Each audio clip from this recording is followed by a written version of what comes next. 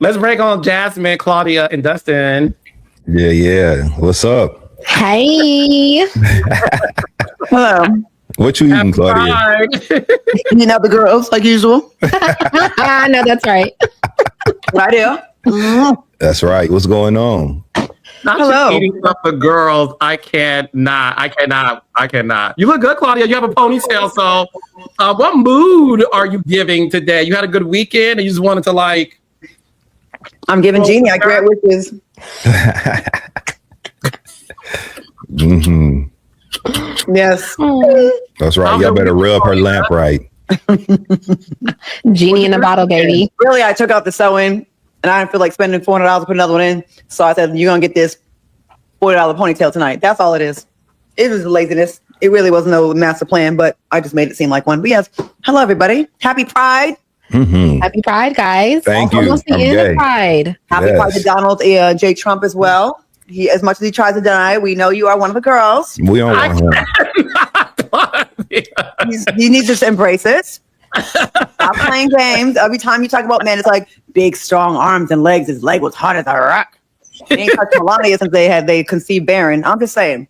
I know y'all don't want him, but we don't want the straights don't want him either. Well, his picture is up at the front of the gay headquarters with "do" with a big red circle and stripe through it, so he can't come in. We don't want him. Y'all ain't about to get me sniped. Mm-hmm. Oh, no! I ain't trying to get sniped. I believe when he was obsessing about the big, beautiful bill. It was not about lawmaking. It was somebody named Bill that was big and beautiful. Don't mess with Bill. Well, did you have a big bill this weekend, Claudia? Were you chilling? Not this weekend. Oh, you took a weekend off. Well, when I listen, this weekend I chilled. I was at the house. Me too. Tom, yeah, you too, Dustin. Yeah, me too. I was home all weekend. I was at home. Wait, wasn't it Pride weekend? At home all weekend. Carlos literally just said he hung out with you. I was home. The lies. What do those sovereign citizen niggas be saying in court? I'm a representative on behalf of the Dustin Ross estate, a beneficiary on behalf of. That's how I was introduced myself. It wasn't me. In other words. I'm sure we can do hashtag Dustin Ross and just put that in TikTok and you're gonna pop up in some little outfit. I had a good time though. It was Black Pride in New York City. Of course, I was in the mix. Shout out to all of my promoter friends like Joe Morris, who's Carlos just shouted out. Hassan and Mike. Shout out to Hassan. Yeah. I was with him last night. Shout out to. I didn't see you last night. Where were you at? I went to Nebula, which is one of my favorite clubs. So Paz, shout out to Jason Exec Events, Jason and Dame. So Paz was the party they travel with this party. That was an evening event. Yeah, it was late. Yeah, I didn't even get to the club until like 1:45. So yeah. It was late, but it was lit. It was a pandemonium outside. You know, all the tenets of a good party night. Pandemonium outside the front of the club. People waiting to get in. You know, a velvet rope type situation. Once we got in the club, no. Thankfully, God is good. I have to do that. But when we went in, the club is amazing. Screens all in the ceiling and shit. And what I love about this club, I'm going to send you a video. The sections have like stadium style seating. So like, and you know, everybody stands up in the section. So it literally looks like people are on risers. It's just, and it's confetti, fog machines, all the things. It was just an amazing, amazing party last night. Sounds like so yeah, I had fun. Gay. Woo, gay. Yeah. Did you go home alone or did you go home accompanied? I love that film. Macaulay Culkin has been one of my favorite child actors for years. You know what I'm saying? Love Home Alone 2 and 3. I was about to say that. I was Home Alone too. I feel you. Like I think that's a great film, cinematic masterpiece. Masterpiece, right? Piece de resistance. Yeah, I love a masterpiece. Well, Jasmine Haley Brown, our married friend. I was home not alone. I know never again. I'll never be at home alone again. Welcome back, Jazz. Thank you. Huh? How was your weekend? Oh, it was pretty good. It was very chill. So I didn't go to any phone parties. I didn't go and hang out with any big beautiful bills. So it was very, very low key in comparison. Life of a wife. You need that Yandy shirt. Remember when she was in that car? So I can be in the car like. Life of a wife. That's right. I had some friends in town, and I was entertaining. So I went to this, when it's called, what's it called? Saya. It's like a Mediterranean place here in Dallas. It's like Pergola in New York, but it's like inside, outside, and there's music. They have the World Cup playing. It's like there's a nice breeze. It's palm trees. It's very sexy in there. It was nice. One of my friends from New York came out to visit, my homegirl. So I was just out on brunch with the girls yesterday. So yeah, this is my first year skipping the BET Awards in so many years. Oh yeah. Yeah, I just didn't feel like I was just been traveling so much. I just didn't feel like just going getting the dress and the glam. And then I see the carpet. I'm like, damn, I got FOMO. I wish I was out there. But I'm gonna be at Essence this week. Anybody going to Essence? I won't be there. No. I'm Macaulay Culkin this weekend. Good for you. Macaulay Culkin. Okay. Because if that means if you mean the same thing I meant when I said it, good for you, Carla. Good for you. Yes. Blue is getting her toes sucked. What? Somebody just said that. One of the comments just said that. Can y'all put it back up there? I didn't just pull that out of my ass. Someone said Blue is getting her toes sucked. Now, I'm asking where she's at. I'm like, where did that come from now? Good No. for her. Right on the screen. That's right, Blue. Did she tell y'all that on YouTube? Listen, one thing about Blue Citric, she makes sure to have her toes dip in various places. Okay, happy Pride, Blue. We love you and we miss you. That's right. Guys, we have a jam-packed show tonight. We're going to get into Bell Collective, the reunion seating chart of Atlanta Housewives. Obviously, the Atlanta Housewives, episode 13, season 17. First thing first, we have to get into some breaking news that occurred early morning yesterday. So Love and Marriage Huntsville star Marsau Scott was arrested Sunday morning in Huntsville, Alabama. He was booked at 7:31 in the morning on June 28th.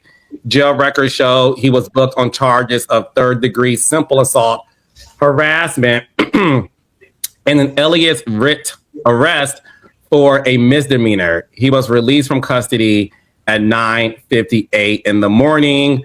According to the booking records, the simple assault and harassment charges were initiated by the Huntsville Police Department. The alias writ arrest lists the Madison County Sheriff's Office as the arresting agency and carries a $600 bond. Now, I know a lot of people are asking about, seeing the word harassment. What I do want to say is two things. Number one, we are filming the current season of Love and Marriage Huntsville. Oh, good for you. So this will be on. Will this Good be for on the you. show? Not good for me. The smile on Charles' face as a producer. He's like, yes, Yes, you hit the jackpot. yes. Yes. I know. Ooh. Number one, we are filming the current season of Love and Marriage Huntsville. That's number one. Number two, I do want to say this for the record, because I know a lot of assumptions are out there. I can't say much because we are filming. But one thing I do want to say, it has nothing, the harassment part, due to the history of that word, it has nothing to do with his wife, Tisha. Okay, and I'll say that, okay? Because I want to make sure that people aren't thinking there's some harassment in their marriage. There isn't. We are filming. You'll see more when the season airs. But I'll say this much. Based on what I was told, I did speak to Marsau. He is fine. It is definitely a situation to where once he's able to explain it, I think all of you guys will be like, got it. Sounds like a fight. Third degree. Is that like a bar, like a fight in a bar? You are a journalist. Hey, Portia. Yes. Allegedly. I don't know. Skills. I'm saying that sounds like a fight in a bar. Yeah. And Marsau talked with his eyebrows up in like confrontation, so I can totally see him in the bar like, well, what you mean, man? What you doing? Hey, man. I can totally see all of that. I'm with it, and I hope he won. Shit. Now that we know they have nothing to do with no woman or his wife or no weird shit like that, good. I hope you won, Marsau. If you beat whoever ass it was. Carlos said it wasn't his wife, but was it a woman? That he was harassing or that situation? He did not. It wasn't a woman. The police did not arrest him in regards to something with a woman. Okay, so he got into a fight somewhere. In terms of that, no. Clarifying question. So he got booked at 7:31 a.m. A bar fight, like he wasn't at the bar in the morning. Great. Yep. Oh, yep. So he got into like a fight in the McDonald's drive-thru, probably getting like an egg McMuffin or a McGriddle or something. Well, he owns a bar too. So a lot of times, restaurant owners and bar owners, they'll lock the doors and have private, 1-2s with their friends and family. And what if it was Maurice? What if Maurice had enough of him bullshitting with that construction? You know what I'm saying? Yeah. It was like, nigga, you got one more day, nigga. You know what I'm saying? That's a great catch, Jazzy. Got 7 a.m. That wasn't a club. Yo. Yeah, listen, Unless he got arrested the morning after, like had the fight at the club. And then they went to his house. Yeah, then they went to his house to pick him up. I don't know. I wasn't there. And I ain't gossiped to Carlos about it yet, so I actually don't know either. But listen, it sounds he was only in custody for what, 2 hours, a little over 2 hours, small bond fee. This is not very serious. I think it sounds very procedural, like a process of some sort that had to be seen through, connected to whatever the issue was. Now the writ part, I believe, I'm no legal eagle, but Ebony K. Williams is one of my best friends. Shout out to you, Ebony K. Williams. Hey, Ebony. And I believe the writ part, I believe that refers to something from the past, right? So like this is an infraction against something that was previously maybe in order of some sort or whatever, and he violated it in some way. And the language they have to use is the assault and harassment. That's what I'm assuming. I have no fucking idea. And again, I just hope he won. So I don't know, Some old beef, huh? Yeah. The alias writ is like basically like a try again from a court order. Like they tried to maybe serve him, couldn't find him. And then it kind of like came back into play. I just graduated, as you guys know, from the Portia Williams School of Journalism. Hey! Alias writ. I was like, I actually am not familiar with that. Let me find out and put it in layman's term because I am a layman. Did Marsau use a bat? No, so the comment was they misspelled bar. What? I saw them say, did Marsau use a bat? Okay. No, because there was a comment that was pinned that said Miss Wanda said it was a bat. Oh, got you. Instead of I think they meant bar. She really might have said bat though. She fucking around with Wanda. Wanda really might have said bat. Right. Yeah, I don't. Then again, I wasn't there. But like I said, I wanted to make sure you guys knew that it did not involve Letitia Scott. And so we don't want to run with that narrative. And more information will be displayed, and you will see the new season of Love and Marriage Huntsville really soon this year. Did he fight Martell? Ooh, I know. I'm not giving away any more information. Martell can't fight. I just want to put the air to the woman part because I don't think it's fair for that to be assumed. You know what I mean? So Claudia Jordan, my fellow journalist, I wanted to at least clear the air with that one. I'll just make some phone calls. Oh, she said Wanda said bat, and people kept correcting says bar. Okay, well, listen, I'm not going to say much anymore, but I wanted to say that. Okay. All right. So moving on to lighter news. Mia Thornton from the Real Housewives of Potomac. Now y'all know I have a soft spot in my heart for Mia. So Mia is accused, Claudia. Accused. She done jacked someone's whole body. Accused. Started a trend online. It's an accusation. What? No, the woman accused her of photoshopping. Accused? She admitted to it, and she said she was making money, adding zeros to her bottom line. Using AI. We know it really was zeros too that were added because no money was made from this. No. But she said she was adding zeros to her bottom line using AI. So that sounds like a confession to me, right? And then that's the audience.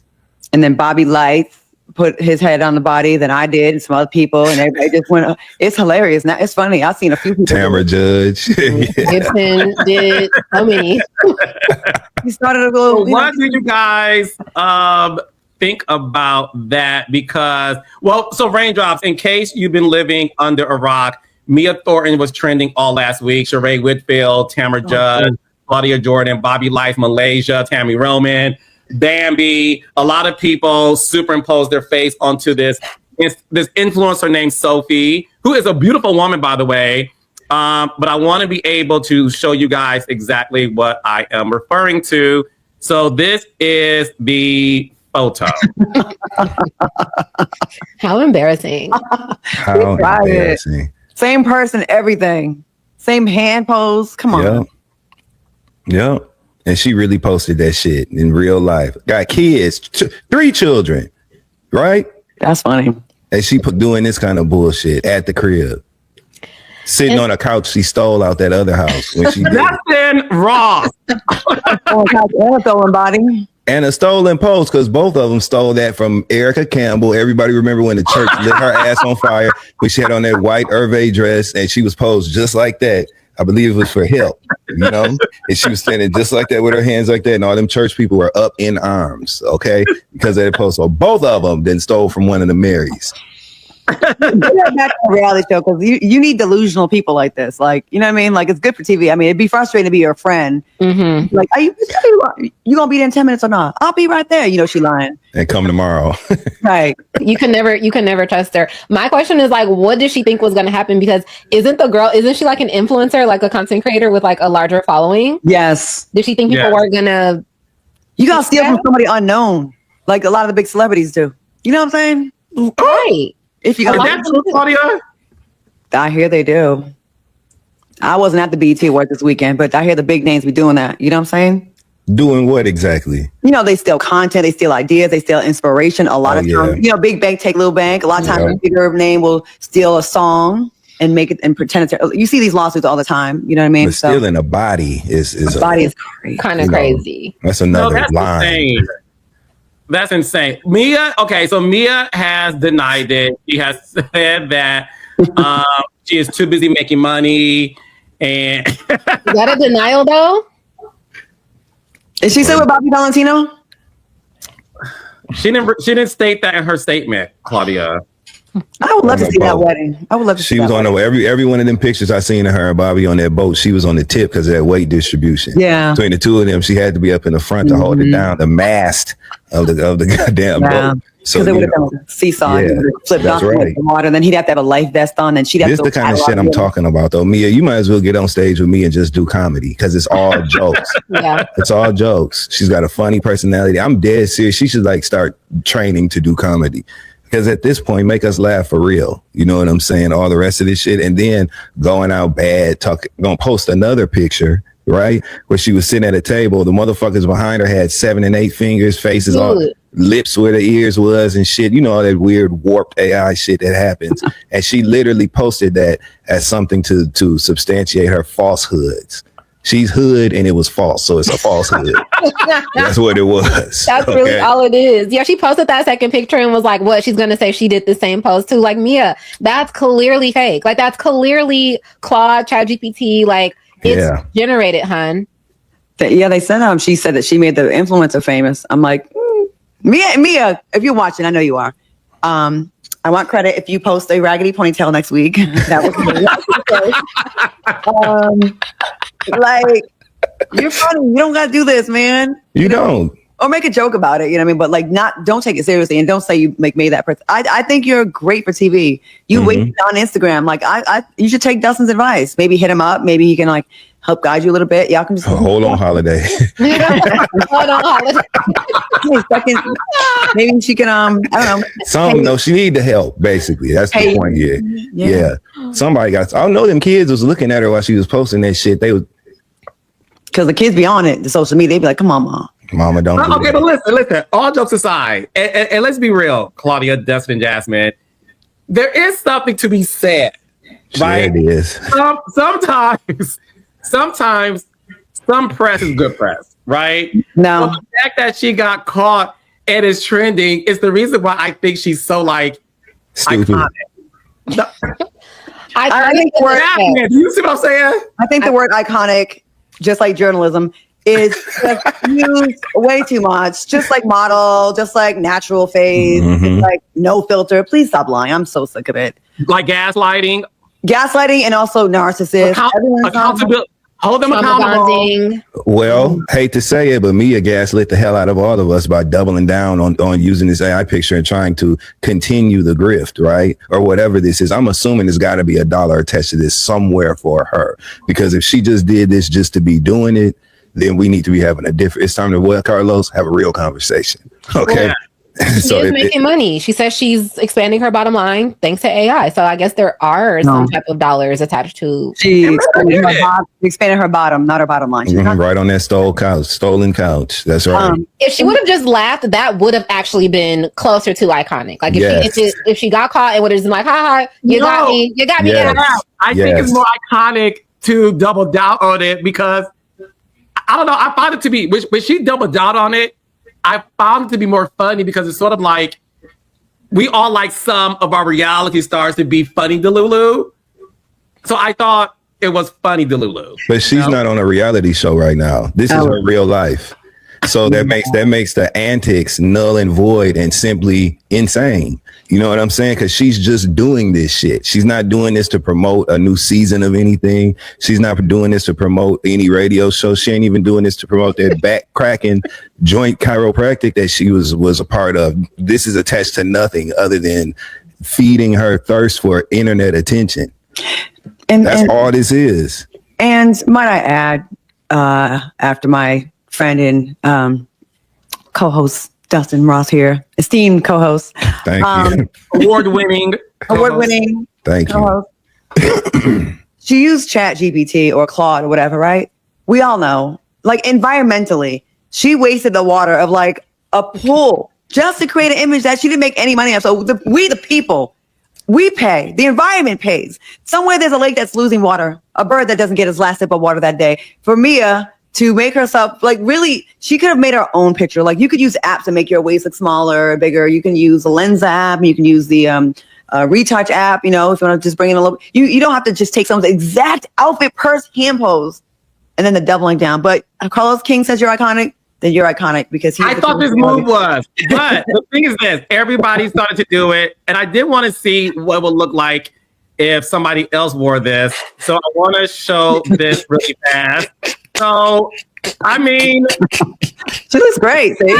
You look good, Jazz. I know that's right. Thank you so much. That is, that's a reception dress. Legs and hips and body, yaddy. Mm-hmm. Yes. Now the hands are different colors. Okay. They are. I was tanning at the top. My hands, I wore gloves, so they didn't get as much sunlight. But thank you so much. Thank you, Dr. Miami. So raindrops. Let me know in the comments how I think Jazz looks like this, right? Okay. Up next. Because, you know, I'm fair. And I want to be able to make sure that we all have a grand understanding about the power of Mia be lying. So with that being said, what will it look like, Claudia, if Dustin wore this outfit? I knew it. Dustin, wow. Yeah. Wow. First of all, hey, you know Take what? It away. I was having a bad day. You know what I'm saying? I was rushing, had to throw in the first thing I saw. Dustin, I know you can go out like that. Damn. Yeah, I definitely did. I wanted to show these motherfuckers I had an ass. You know what I'm saying? Everybody talk about your penis, but they forget anything on your ass. I wanted motherfuckers to know I had an ass behind me. You know what I'm saying? So what do you got, ass I put on that bandage, that ace bandage ass dress, and wrapped that all around my body. You know what I'm saying? Hervé, you know what I'm saying? Yeah. Hervé Leger, that's right. Hell, I'm a little older. It might have been a St. John knit. You know what I'm saying? Who knows? You know what I'm saying? Dustin, they're calling you Dustin the Stallion. They're calling you TS Dustin. That's what's up. Shout out to TS Madison. I'm in good company. I love the trans, so that's what's up. Shout out to TS Madison, trans community. You know what I'm saying? But this ain't really trans because see, I'm still like, I got my beard and shit. Like I said, I just wanted y'all to know I was shapely. You know? They're calling you Dustin. They said paging Dr. Imani from Meriton Medicine, LA.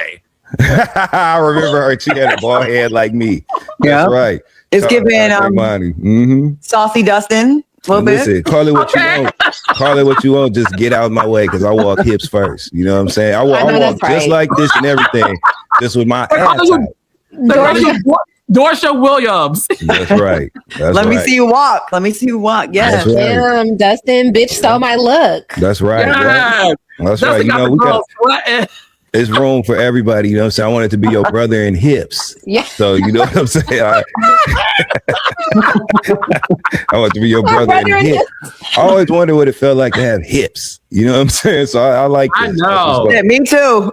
Yeah. Oh, well, listen. Y'all know I love a segue. So, Claudia Jordan, it is your turn. I hope you did it yourself too. I'll pick Claudia Jordan. You can't show me how that's not anticlimactic. I'm having so much fun with this, by the way. Let's see how Claudia Jordan looks with the body of Mia, not to be confused with Sophie, okay? You ready, Claudia? I am. Yes. Oh, Claudia. okay. Oh, yeah. All Yeah. right. It's Okay. giving. You look Okay. like you stealing in your pockets. Like, Yeah. like you just walked down the aisle and stole a bunch of shit and put it in your pockets. That's what And you you look like. You And look maybe like you fake- live in Atlanta, Claudia. Right. Someone said Dustin Ray McCoy. on my all white. Days Loaf, rock that all white when I'm feeling godly. Okay. Shout out to Got to Be Real on my Lisa Ray. It's crisp. That's right. I Oh my love the God. white dress challenge. Claudia, so Claudia, if you had, your body is not too far off. No, of I Claudia. don't have hips. That's why Okay. I know. That's why I have to have like a really small waist because like I don't have big hips. I have normal size hips. Would you like big hips or you good? Oh, Not you look good.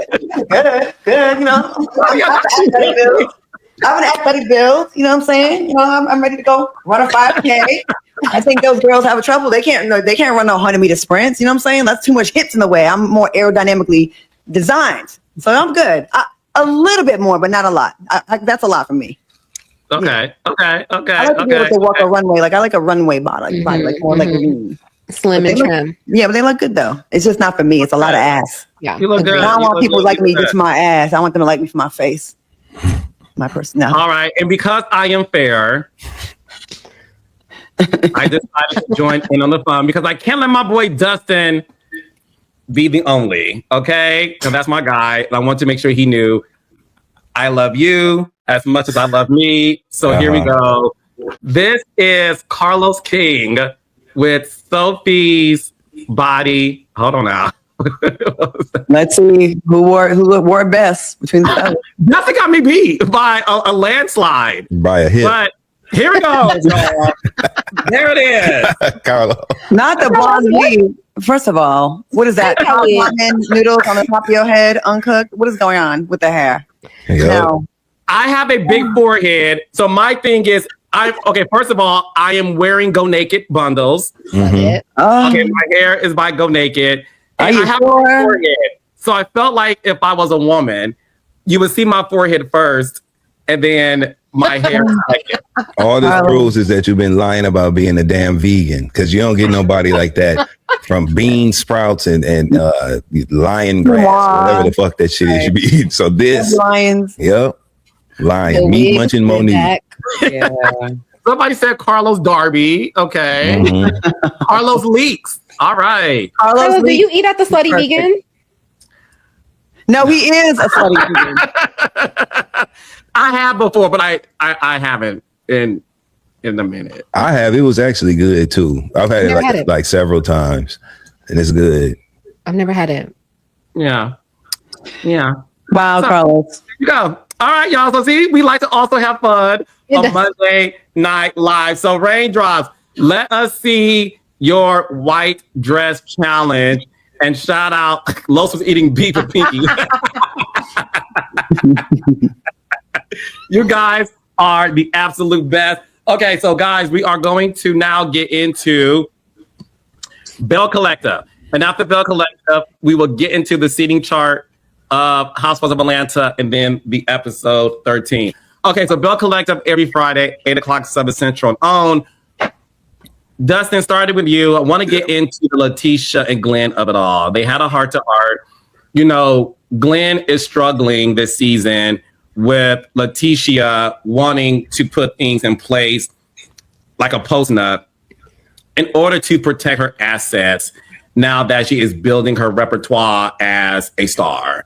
Mhm. Glenn isn't feeling it. They had a conversation at the park. He ended up leaving her there What are your thoughts on how Glenn is behaving? Is he warranted for being concerned, or is Letitia tripping because at the end of the day, he held you down, he was a housewife, you're now famous and a reality star, why switch up the program?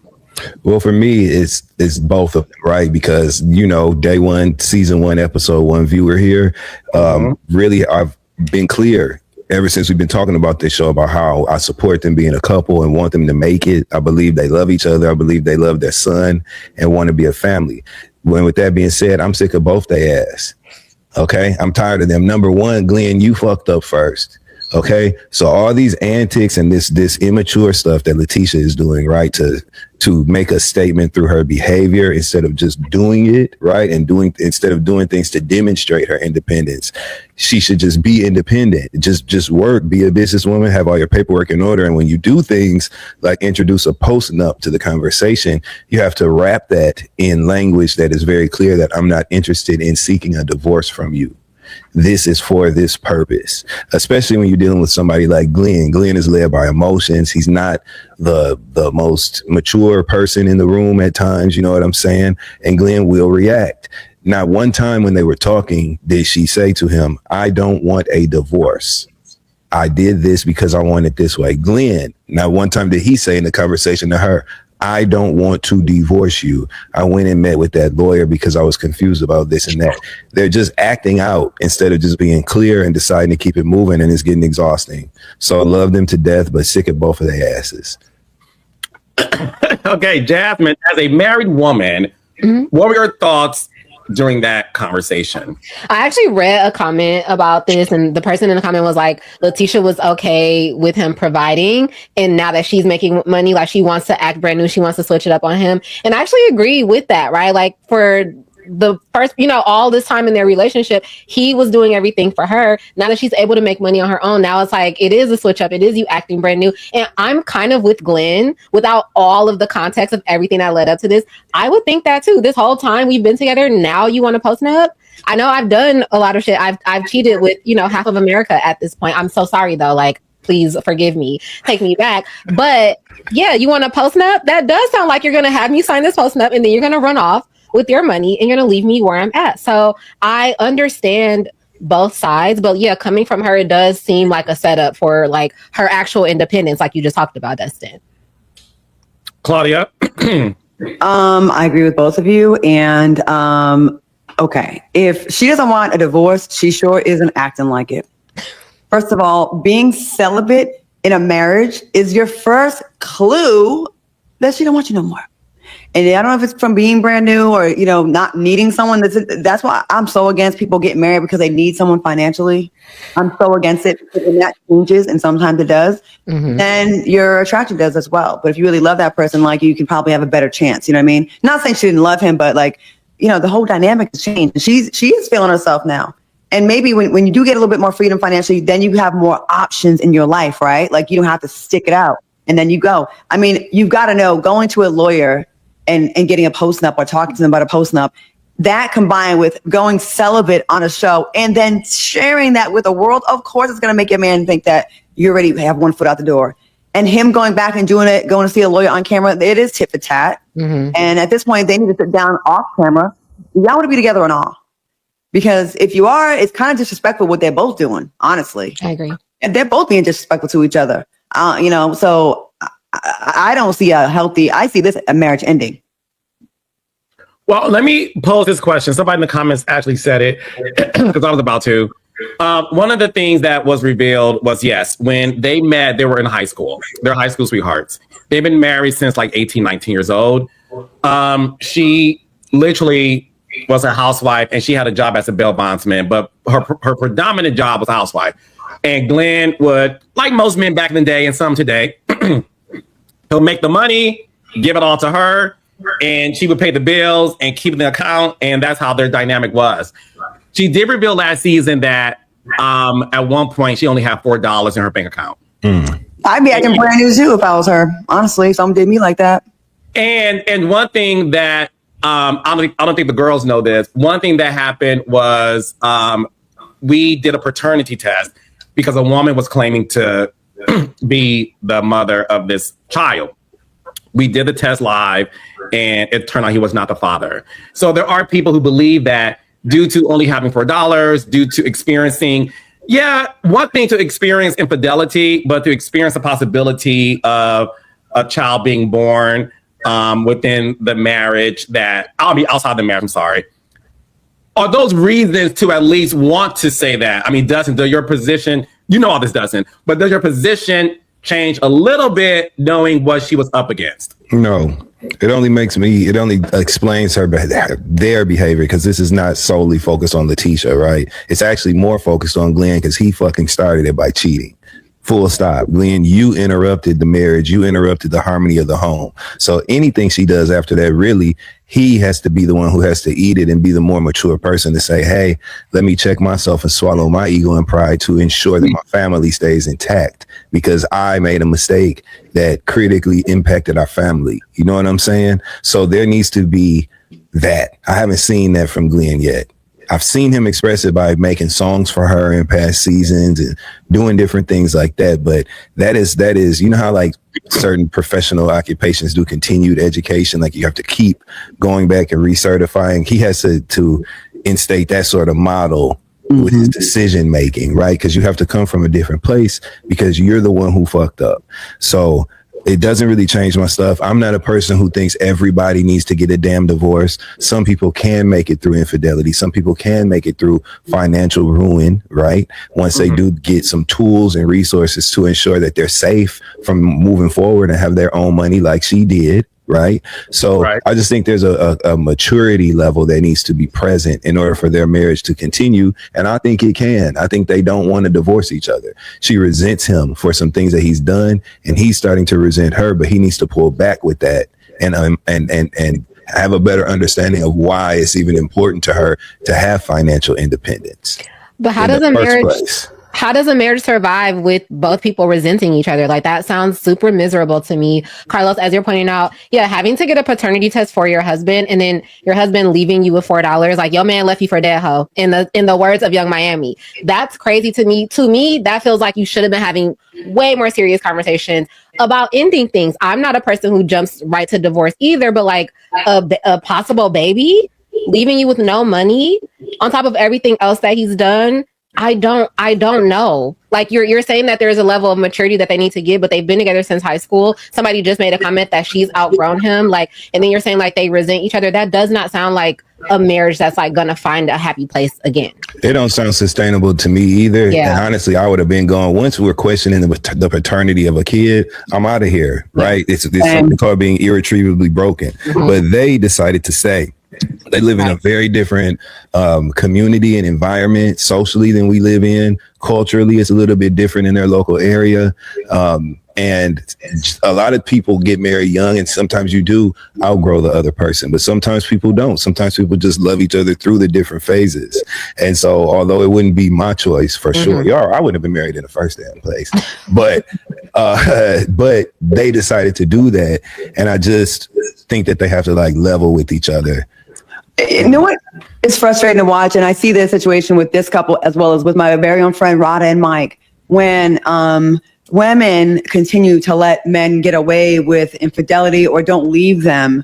It sets a precedence that, I could pretty much do anything and you're supposed to just take this. Yep. And then when you finally puff out your chest and you want to go better yourself and work, they start getting nervous, like, oh, you're positioning yourself to leave me finally. But before they had that, they knew you couldn't go anywhere. And I tell my friend, we've had the conversation, I'm like, your mistake was allowing these no boundaries, right? And then trying to reel them in. Once you can't reel someone in, and once they cheat on you, it is really hard to recover from that. And it should be. And I don't think men should get away, or women, whoever cheats, should just be able to say, I said I was sorry, or you still tripping. Yes, that is you broke our bond. Yep. It ain't about you just putting your penis up in someone else's coochie or ass or whatever it was, or getting some head. It is the many conversations you had to go sneak out to dinner. You lied to me about where you're going that day. The many, many lies. You giving the other person something to hang over my head, to hold over me. It's a lot of deception that happens. So I don't buy for 1 second a mistake, an accident. Would you trip and fall on a coochie or on a dick? No. So, there's a lot of just deception that has to go into it. So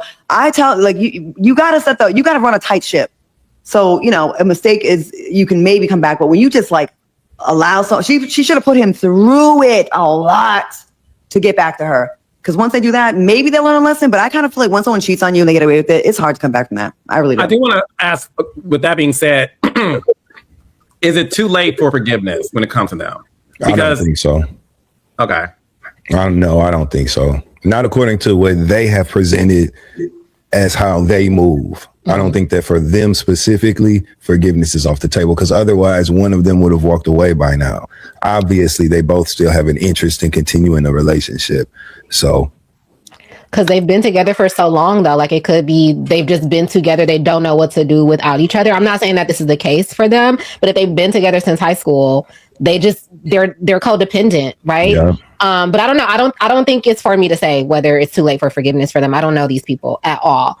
So, if they want the marriage to continue, if that's what they really want in their heart of hearts and they're dedicated to it, then I hope the best for them. But if they are at a point where they're going to be living with resentment towards each other, and like Glenn is going to keep doing him, or like Letitia's not going to trust him anymore, then like that just doesn't sound like something that they should do for the rest of their lives. Like life is too short to be unhappy and be resentful of the person that you share a home with. I like to present another option here.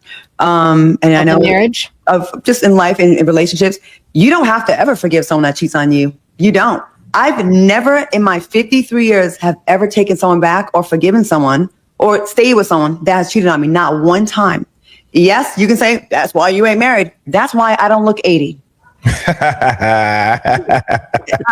I don't stay because I know myself. I know I wouldn't be able to let it go. I know I would think about it every time you go run an errand and you're gone longer than you're supposed to. I'm gonna be annoying to you. Yeah. When you with that bitch, you know what I'm saying? I don't want to do that to you, and I don't want to do it to myself. Yeah. And that's why some of these people be gaining weight. They be looking old. They be not her. I'm just saying people in general. They be stressed out and haggard. Their health be having issues. They're paranoid. I don't want to live a life like that. And guess what, y'all? Being by yourself is not the end of the world. If it's a healthier situation than what you were in. I wish I would waste the last 20, 30 years of my life being with someone that I don't trust and have to worry about, oh, I hope I don't get bacterial vaginosis this week because he done stuck his dick in something else. I hope that this man, when he's really where he says, I don't want to have to double check and tracking devices and check your social. I don't want to be like that. I don't want to live that kind of life. And guess what, y'all? You don't have to. Being married, I feel like especially, and I know I said this before, especially in the South, it is such a huge part of people's identity. And I think the Bible Belt, having people think that that's where a lot of their worth come from, you are still a value. You is important. You is special and all those things, even without a husband, y'all. Mm-hmm. Don't have to, I'd rather be with no husband than one that makes me question my sanity and question you all the time. And I don't want to do that to you. So there's that. Didn't Betty Wright say having a piece of man is better than having no man at all? Who said that? Didn't Betty Wright say that? That's crazy. I will take a piece of nothing. I'll have me a fine ass little piece. Betty Wright said, don't blame Mr. Charlie. Mr. Charlie is just a man and he's doing the best he can. Oh. Okay? Don't blame Mr. Charlie. That's word to Betty Wright. All right. Watch. I should turn my comments on because I bet you they're going to be going off about their Betty Wright. Watch. I'll tell you this. I don't want you to have to go off on no one today. I got you. Claudia's a comment watcher. So look, I want to get into Matt and Carrie. I want to start with you, Jasmine. You are our resident marriage. don't come to me as the spokesperson for marriage. I know what works for me and mine. Okay, but the rest of everybody else, what they do, that's on them. What works in this home is what works in this home. I'm not speaking for nobody. To be fair, I was married too for 4 months. You are damn, Claudia. So she's an expert, and she knows about long term, and I know about on a whim. I do want to know if y'all Jasmine, don't answer this, but if there was ever any issues with mother-in-laws, because that's exactly what Carrie and her husband Matt are dealing with. What we saw in this episode was their mothers, are added because of what's going on between their kids. Jasmine, what were your thoughts on Carrie and Matt's mother interfering in their marriage with their opinions? I thought the mom just reminds me of like an old school, like Southern woman. Like when she told him that he needed to tame her, I was like, oh my gosh, I know people are going crazy with that comment. But like as someone with a Southern father, like my dad is from Columbus, Mississippi, and he's a Black man in his 60s. That's not language that I'm unfamiliar with when it comes to like how people like view relationships and stuff. So, I mean, it's it's not, my mother-in-law is not like that. And if she were, I think, we wouldn't have the relationship that we have, because I'm not an old Southern woman, and, but she also is not. She's from Panama. So very different. But yeah, it sounds like an old Southern lady. I mean, it's right for Carrie to stand up for herself.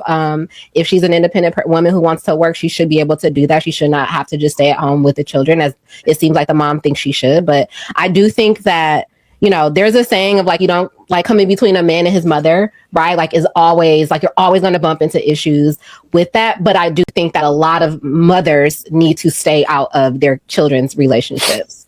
Period. Claudia, was that your experience with your ex-husband? Did his mother like you? Were y'all friends, or? Well, it didn't last long enough for her to not like me.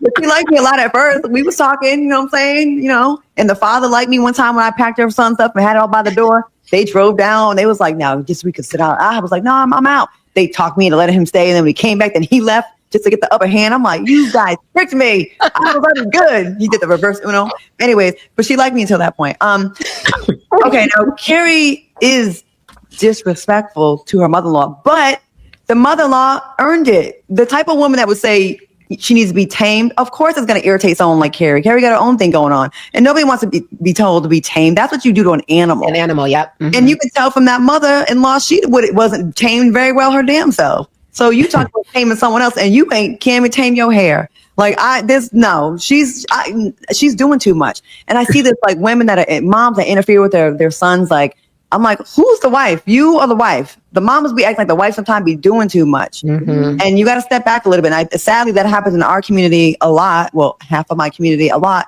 And actually Italian households too. It'd be too much. Oh, Italian mothers are. Oh yes, no, yeah. My mother has one brother, and there was 7 of them. The way they treated this grown man, like he was paralyzed and he couldn't do anything. Like he was in his 30s and 40s, and they're serving him like he couldn't even lift a finger. But yeah, like she needs to step back. And yeah, every time I look at her, she's funny.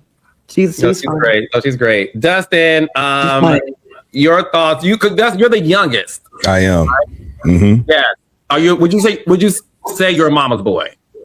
No. I love my mom. I will.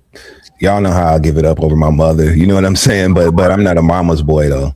Okay. Yeah. So, do you think Carrie? Okay, when it comes to addressing someone's mother, yeah, is it off limits to give her smoke, even if she's giving it to you? Well, it's a funny thing. You know what I'm saying? Because I genuinely feel like can't nobody say shit to my mama. Flat out. You know what I mean? However, that doesn't excuse her having bad behavior. Mm-hmm. I think that when you get to a certain stage in life, like I really look forward to getting older and being the old man that tells dirty jokes and, has a sharpness to me and is witty, but you have to be likable. You have to balance that old rudeness out with comedy and likability. That's why we love people like Patti LaBelle, people like Jennifer Lewis. You know what I'm saying? Even this person isn't really older, but he's a mature person, Eric Benet. You know what I'm saying? Lots of personality, fun, the way that Halle Berry moves on Twitter. You know what I'm saying? Like fun-loving Dionne Warwick. There's so many examples of, and Dionne Warwick showed her ass on The Celebrity Apprentice and is actually likable in real life, as evidenced by her Twitter and her interviews. So as an old person, you have to balance out your license, right, to say what the fuck is on your mind with being likable and loving, having an undercurrent of being loving. And I don't see that from Matt's mom. You know what I'm saying? Like, she's just been rude, and it hasn't been accompanied with like comedy or any sort of buffer to make it like enjoyable. Mm-hmm. And so I'm not about to sit up here and talk about his mom, you know what I'm saying? Because she was doing that on television. It was nothing personally done to me. But I just hope that my old crotchety stage, right, comes with comedy and is wrapped in a buffer of likability. Mm-hmm. Am I making sense? Mm-hmm. Like, I think that's important. Yeah. And Matt was wrong for sending his mom to go do his job. Like, why would you send your mom over there knowing that they don't get along, unless you just want a good ass scene? Like, how your mama is. She probably been drinking Jack Daniels before she went over there. Probably hit the blunt. She looks like she smoked weed. Yeah, I would love to smoke with her. Yes. I would love to smoke with her. And she gets to running her fingers through that mohawk. You know what? I'm sick of Carrie. I would love to smoke with her. Matt, like, that was funny to me. Matt had me laughing. Actually, first of all, I love Matt and Carrie and these mothers on this show. Excellent addition to Bell Collective, right? Number one, let's start there, because this is what makes the show interesting. What was funny to me was the way that when Matt was in scene with his mom solo, it was very much, yeah, and I'm sick of her mama, and she don't never. You need to say something to her. And then when he got over with Carrie, he was, yeah, I'm gonna talk to mom. I know she. You know what I'm saying? I'm gonna talk to her. The way that Matt was playing both sides. Those are the two most important women in his life: his mom and his wife. He's trying to keep both of them happy while enjoying his rightful landing spot of his mom. You know what I'm saying? Like, that's his right to go vent to his mom. That's his damn mother. So we have to give him grace. We don't have to, but I choose to give him grace for that, I guess, in my commentary. It just was funny to me that he was so blatantly like his mama's son in that scene. And then when he was with Carrie, I'm going to say something to her. She wrong. It was funny. It's a delicate dance. I feel bad for him. Listen, I've been blessed to all my ex's mothers liked me. Yeah. So we never had any issues. But I do believe that if one of them were crump, I'm never going to talk back. Obviously, it's a different situation because I'm a man. But I agree with the comment that we had before this, where she said her mother-in-law was one of the reasons why she's divorcing her husband, because her husband just kept choosing his mother. I would be like her. I would just walk away. I think you also have to, that's interesting too, because you have to also be with somebody who is willing to have your back, right? People know their mothers, right? Like, if your mom has a smart ass mouth, like, if she's disrespectful, you have to be with a man or whoever who's going to go to their mother, like, not cause any division between the two of you, but go to their mom and say, hey, like, you were being a little extra right here. Like, don't do that. That's my wife. That's my partner. That's my whatever. You have to be with someone that's going to have your back as well. Otherwise, the mom or the parent, whoever, is going to think it's okay to talk crazy to you, because if their kid is never saying anything, they're just going to continue on with the behavior. So, like I said, it's a very delicate dance. Very delicate. I'm no Bible expert, but I do believe somewhere in the good book it says something about leaving your family, and then when you go to your wife, you're supposed to prioritize your family. That's your family. All right, Claudia, biblical. Come on, Claudia. Right. Sister Jordan. Leave thy mother's bosom and prioritize thy hot wife. That's right.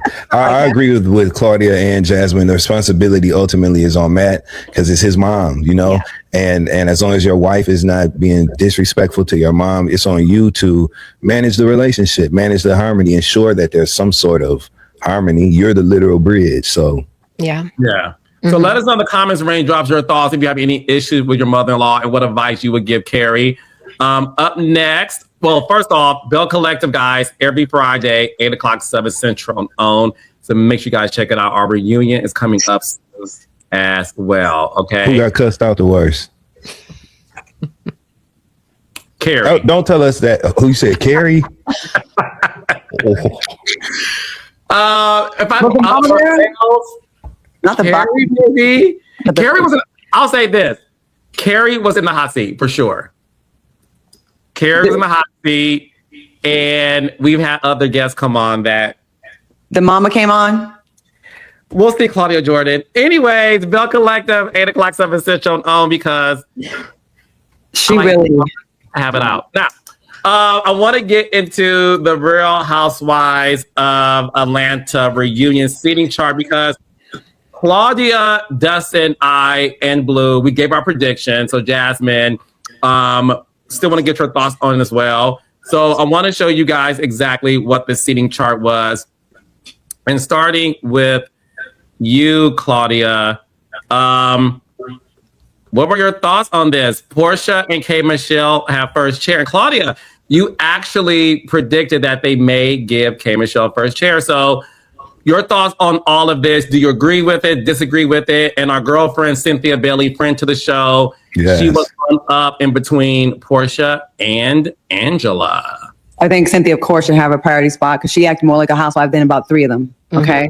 Name them. I'm teasing. Come on, Sutton. Okay. Phaedra definitely collected a check and sat back.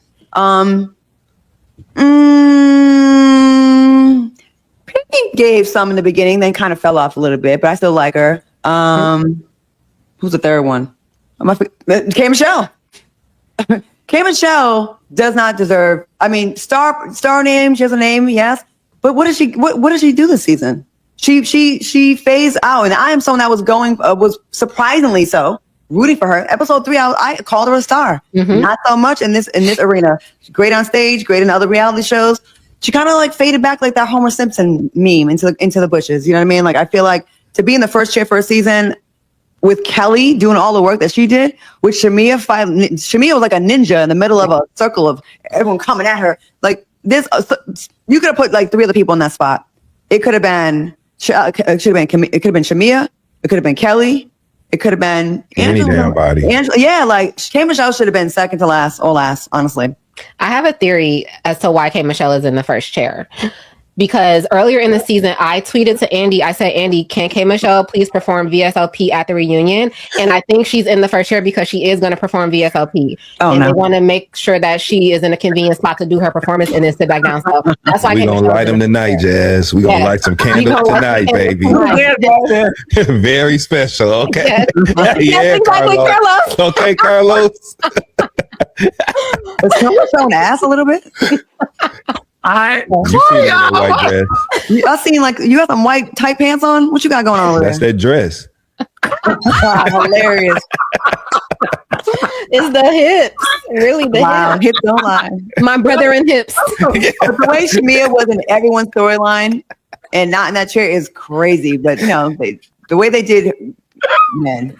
Shamea and Drew, they be working hard. And Kelly gave. I knew she wasn't gonna get first chair, but I will say. She gave so much this season. She was vulnerable. She talked about her finances in a real way we haven't seen in a long time. It wasn't performative. She'd get made up with people. She buried the hatchet. She showed like she was grown up on this. I got mad respect for Kelly. She got a great season, I think. I agree with you. I was like, why is Shamea not in the first chair? Like when I saw this come out, I didn't have any predictions because like I don't even like reunions like that. So I never try to predict who's going to be sitting. You don't? No. Why? Because it's like it's so much happening at one time. Like they're all screaming and yelling over each other. Like it's very overstimulating for me. Like when I'm watching them, I'm just like, I need silence. Like I need one person to talk at one time, and that's not what you do for reunions. I watch them, but I enjoy the regular season a lot more. Yeah. So I never have predictions on like where people are going to sit, but I thought if anybody was going to be sitting in the first chair, I knew Portia had to be there. She is the face of this city. So that makes sense. But it's been Shamea versus everybody this season. And she is further down than I think she needs to be. That's kind of crazy. Like the seating is kind of crazy when you think about it.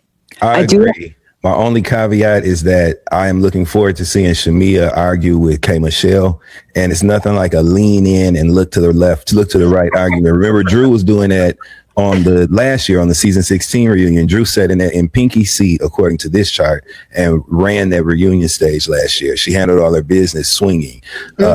So I don't know. I definitely think that that's a odd choice for first chair based on K. Michelle's lack of participation in the show. We watched her in several scenes in this episode sit dormant and quiet, bump on the log, nothing to say, only to get in her confessional and offer the context that really belonged in the original conversation. I'm sick of that. But so she better not waste her spot in the front row, in the front seat of this reunion. We better get answers to the plotting accusations. We better get answers to who said it, where you was at, why it made you cry, why you were crying every scene we saw you in with the ladies this season. What were you thinking in those scenes? We want a live confessional from K. Michelle on that reunion stage. Otherwise, get your ass out of the front seat and put Shamea, who belongs there, or a second choice, Kelly, because she had a tough season and she's got a lot to say. The focus will be on her. K. Michelle is not going to get to watch tennis for the duration of all 3 parts of this reunion, just turning her head from side to side. That's not going to work for the reunion. Shamea being in the third chair is crazy when she had first chair last season with way less drama than she had this season. And I do have some tea, and it's not from any of the girls on the show. Someone told someone that told me someone's pregnant. Do y'all know who it is? One of the girls are pregnant. You know about this, Carlos? I don't know nothing, girl. No. Pregnant. Okay. Claudia, do not say it. Bookmark this. Okay, I'm not saying who it is. Thank you so much. Someone text me. I want to know. Someone on. I trust you, Jazz. Yeah. Okay, I will say. I hope it's Shamea. On the right side of Claudia. You see how I try to save my girl? What? I didn't say a name. Claudia, we focus on what happens this current week. It happened. Someone got busted up. Claudia, okay. So, oh, you know what? It might have been Pinky because she had on a big blousy dress on Watch What Happens Live. She looked really good. Might I add, she looked good as hell on Watch What Happens Live. But her dress was one that would accommodate disguising like the early stages of a pregnancy. So maybe it was Pinky. Whoever it is, I'm happy for whoever it is. Because really, if we're talking about the right side, we know that K. Michelle has expressed wanting to have a baby. You know, that Shamea has been wanting to have another child as well. Kelly got a new man, and Pinky, they keep having babies, and so you know what I'm saying. I'll be happy for whoever it is. I think Raindrop, I'm gonna listen to my boss and take the legal note that I heard it here first. And when it comes out, when a healthy, happy baby is born, run this clip. So in regards to journalism seating chart, okay, I'll say this. Go on and check this, Claudia. Okay. I at least had Portia's couch accurate. Okay. Yes, give it up for Lowe's. I have Portia's couch accurate. So I won that one. The other side, I was not. First of all, I'm happy that K. Michelle got first chair. I think it says a lot about what may be happening for the rest of the season. And I think this, whether or not, and listen, the conversation about her, whether good or bad, she starts a conversation. So I do believe that was a part of it. I'm going to go on a whim and say that I think Shamea would have sat next to K. Michelle, but because we've learned that K. Michelle and Shamea have beef, I think that's why Kelly's in the middle, because to Dustin's point, when you do all of this, I do think it's a safety issue for two people who aren't getting along to sit next to each other. So I think that's why Shamea, in my opinion, was pushed down because, and not saying Kelly does not deserve second seat. I think Kelly's great, but my theory is Shamea would have been second if her and K. Michelle did not recently have the issue that we saw. I do want to say this though, esteemed shout out to Cynthia Denise Bailey, because the thing is this, and we're gonna move on to the season, to the last night's episode. Cynthia Bailey has redefined what the friend role was, and while some of you guys, not my panelists, but while some of you guys out on Twitter were talking about Shamea's placement, you guys did not even look at the fact that Phaedra and Cynthia both started season 3 together. Yep. Right?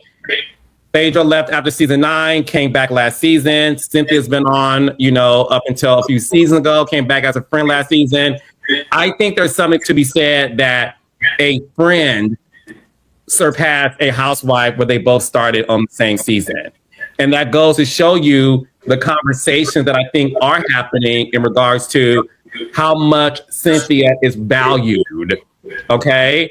To sit next to Portia, who, love her or hate her, she's the face of the show. That to me was a loud message. That was, in my opinion. For sure, it was a loud message. And Cynthia, I love that seating placement for her, but where she should have been is in the first chair on the opposite side. They should have bumped that whole couch down and put Cynthia in the first chair on the other side, the same way they did at the season 8 reunion when Nene appeared as a friend that season. And Kim season 10. And Kim season 10 as well. Yep, that's right. When they was doing this. Her and Nene was doing it. Right. Bye, gone. Right. So yes, Cynthia should have been there, but I'm fine with her being in the position that she is on the other couch. Phaedra, I enjoyed her in the scene at the end of this week's episode where they were having that powwow and Kelly was making amends with Portia temporarily. That scene. I loved Phaedra's contribution then, but contributions from her have been kind of few and far between. So her positioning on the couch makes sense to me. That's it. Yeah, Phaedra could have been a friend of this season, and it would have made sense to me. Like what she's been doing, she's given us some good moments. But yeah, when I think about Cynthia this season, I keep forgetting that she's only a friend of. To be honest with you, Shout out to her. Yeah. No, The shout out best. to Cynthia Bailey. And seriously, and listen, to all of the housewives that I've spoken to for the past 2 years that have been calling me to give my advice, and I said this to you guys last year and the year before that, you please take the friend role. Just take it. Take it. I understand that, yes, some of you OGs or vets made the show what it is. I promise you, I get it. However, what I think you guys aren't getting is Cynthia Bailey doesn't have to worry about exposing so much of her personal life. Mm-hmm. And she still is able to be relevant in the scenes, and she still is able to be a powerful dynamic.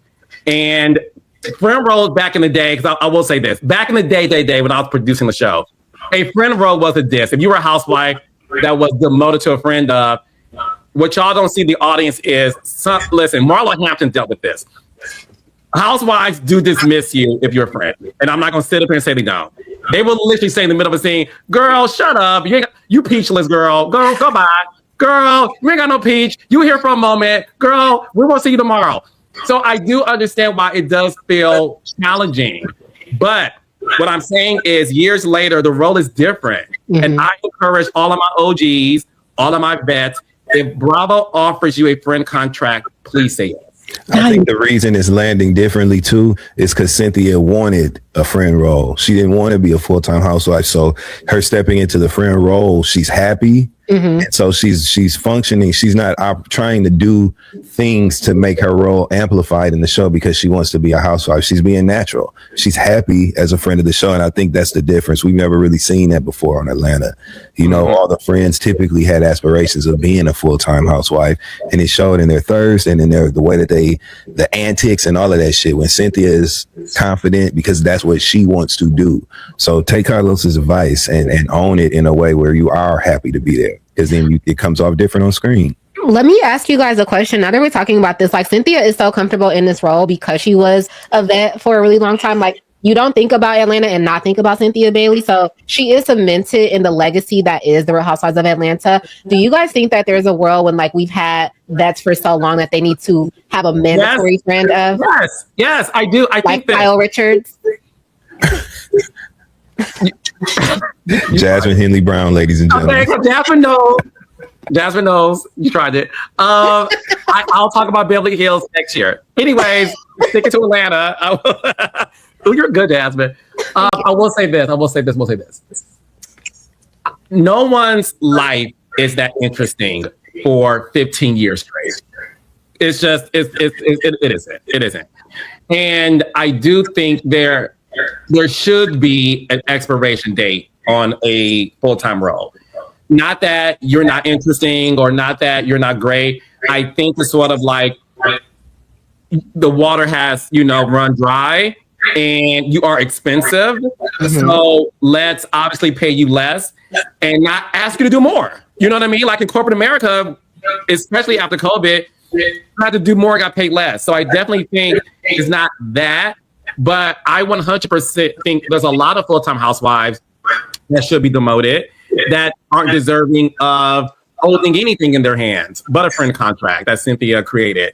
Because again, Cynthia is great at what she does because, like Dustin said, she actually enjoys it. Yeah. And as somebody who has worked on the show before, and when people ask me, like, would I go back? And I said to you guys, I have no desire to go back because I like recapping the show more than working on it. Right. Okay. Mm-hmm. So it's different. Claudia, tell me if I'm wrong. Listen, I worked on other shows. The Atlanta Housewives is the most challenging reality show in the world to be a part of. It's difficult.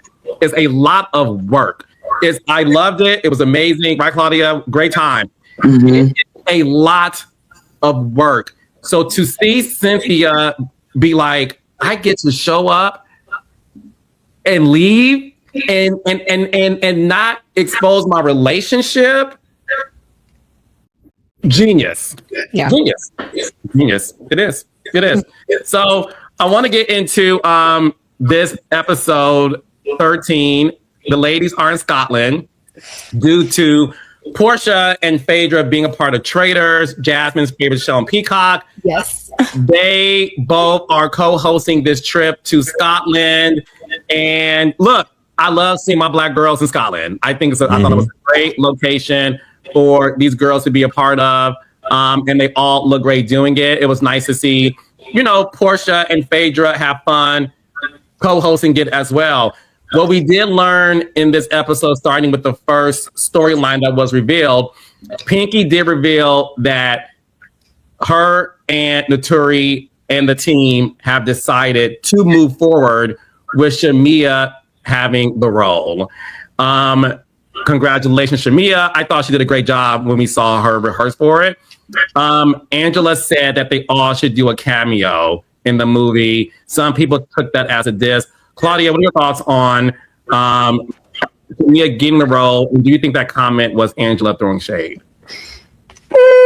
She was throwing shade, but I don't think it landed like she thought it would land. And I actually like Angela. You know me, if I like someone, it's harder for me to give them criticism. But I was like, she threw it out there to kind of diminish Shamea getting the role a little bit. It felt like, yeah, but I didn't think it was that big of a deal, though. I mean, it was obvious that Shamea was going to get the role, and they probably already set that up before she did the audition. That's what I think. That's what I think.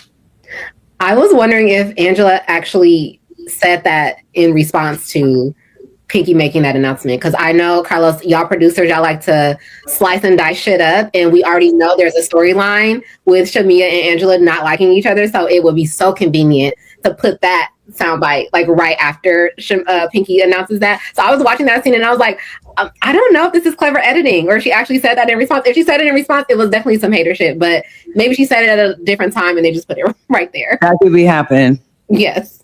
You'd be like, I didn't say that about that person at that moment, and then you look like a hater. Well, what is it to hate on? What is it to hate on? First of all, they ain't filmed shit. Pinky's busy. You know what I'm saying? Her husband is busy with a successful empire of big Dave cheesesteaks, which are good. I ain't no damn vegan. I had two. So they are good. They're busy. Pinky used the opportunity to film scenes developing a series or film, which I think is great, but we would like to see it, through to completion. And Shamea, in her recent press interview, she had an incredible interview with my girl, Angela Yee. Shout out to Angela Yee. She said that they ain't filmed shit. But Shamea said they ain't filmed a damn thing. So, and we know they haven't because, like Carlos said, Pinky wasn't serious about that. So the way that they were sitting there tossing around ideas at that table, you should be the lawyer. Oh, well, you should do this. It was like when kids play pretend, you know what I'm saying? You be the judge. Okay, well, you be the jury. All that kind of stuff. That's it. I was always a school teacher. Yo. I used to be the policeman. What's the handcuff? But anyway. Oh. Yes, and so it just wasn't serious. And so I think Angela's saying, well, we all should get a cameo. Yeah, it was a dig, and it also reflected the fact that none of them really were serious in the first damn place. So now Pinky has to put that $40,000 show out. She has to do it. Right? Claudia, is that shade? It's a $40,000. I'm not spending $40,000 right now, so no. I think we all should have a cameo too. I would love a cameo, Pinky, especially after this episode because I enjoyed you, Pinky, this episode. So, Carlos, speak on it because I was literally going to say that. I was like, I know. I was like waffling on her in the beginning of the season. I was like, I don't know. I'm just not warmed up to her yet. I like Pinky, and I'm not afraid to admit it. I'm shouting from the rooftops. No, I love Pinky. She was definitely likable. I liked her in this episode too. Yeah, I like Pinky, and that's the thing why I gave my disclaimer earlier. Like, we only recap the episode. Right. It can change week to week. Yeah. Pinky was great in the beginning, hard to digest for like 5 weeks straight. This episode, I really enjoy her. Unfortunately, I did not enjoy Angela Oakley this episode. As we get into what happened, Angela, I love you in real life. I will see you at the Hawks game when they start playing again. And congratulations, Charles Oakley, for his next championship win as well. Angela, I'm gonna hold your hand when I say this. You are clicking down bad, and it is not a good look. What you're doing is indefensible. And in this week's episode, Angela, I'm not defending anything you're doing. I called it out last week. You girls are kissing Portia's ass, and it's obvious. It's giving charm and squeeze. Okay, it's giving pillows. Okay, the BBL is definitely the lick. Angela, and Angela revealed. It's even hard for me to say because I was so disgusted by this, and I'm going to use that word. Okay, Angela, you are better than this. You're not somebody we all heralded last season because you would go and leave your house, leave the cul-de-sac, pass your mailbox, go to your neighbor's home. You don't ask to borrow sugar. Instead, you ask to borrow tea. You then ask a married woman in your neighborhood about her husband's alleged situation with Shamea. I said this last week, and y'all dragged me, which y'all know me, I don't give a shit. But a lot of y'all, in all fairness, said, Carlos, we agree with you. The thing for me is this, and I'm going to call it out.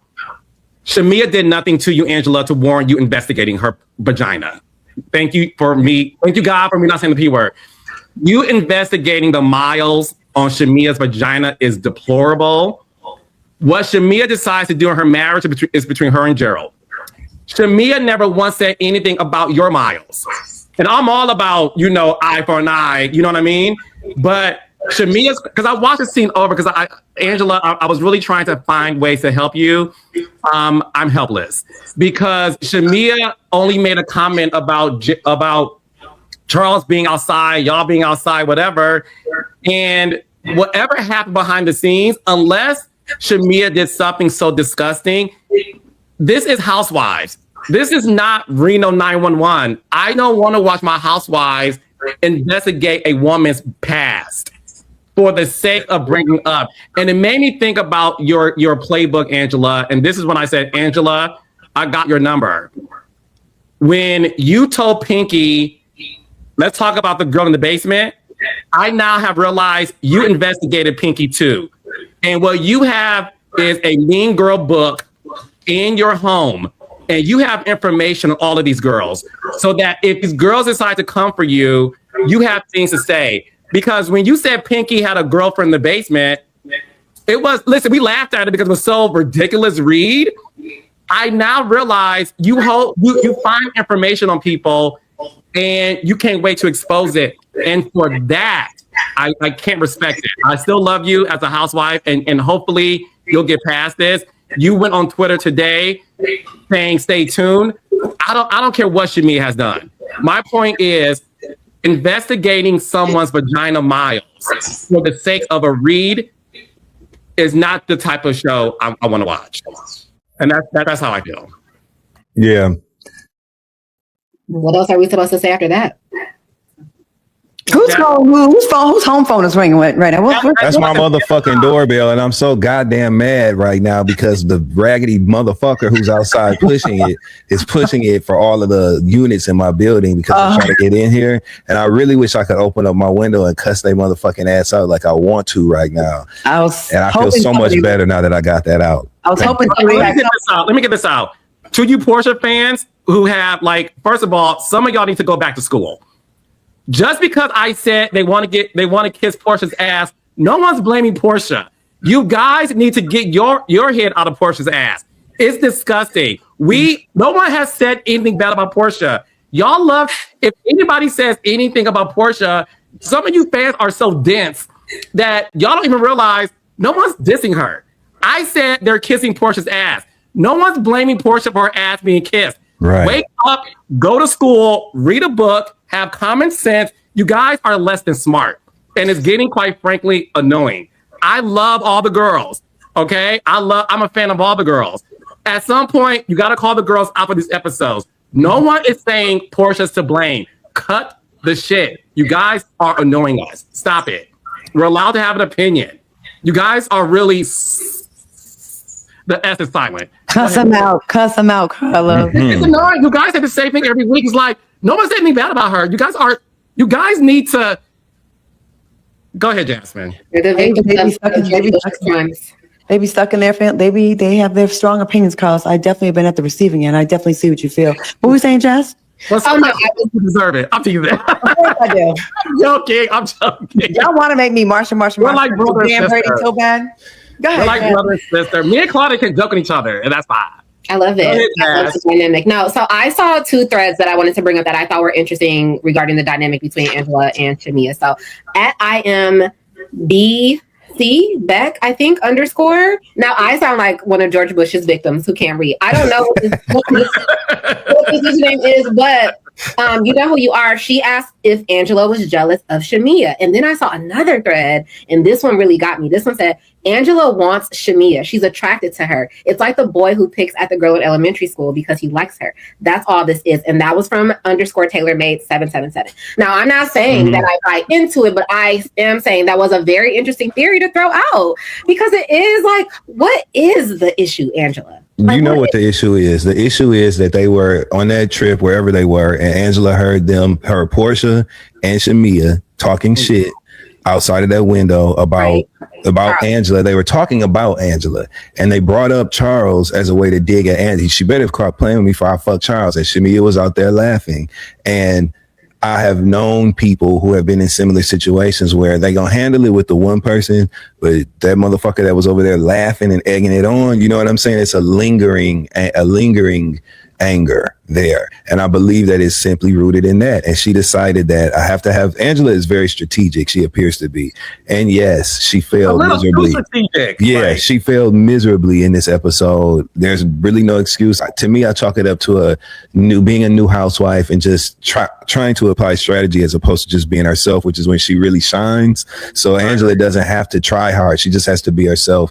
And unfortunately, she overplayed her hand with this one because she literally made up a lie about Shamea sleeping with that man and used it as a she just made it up. But the good thing about this situation is that we don't have to wait to get to the bottom of anything like we did last year with the Phaedra shit that she made up. She admitted it in the scene. She said, no, it came from me. I'm the one who said it. I didn't get it from anywhere else. I said it. So at least it's done, right? Like we know where it came from. We don't have anything left to figure out.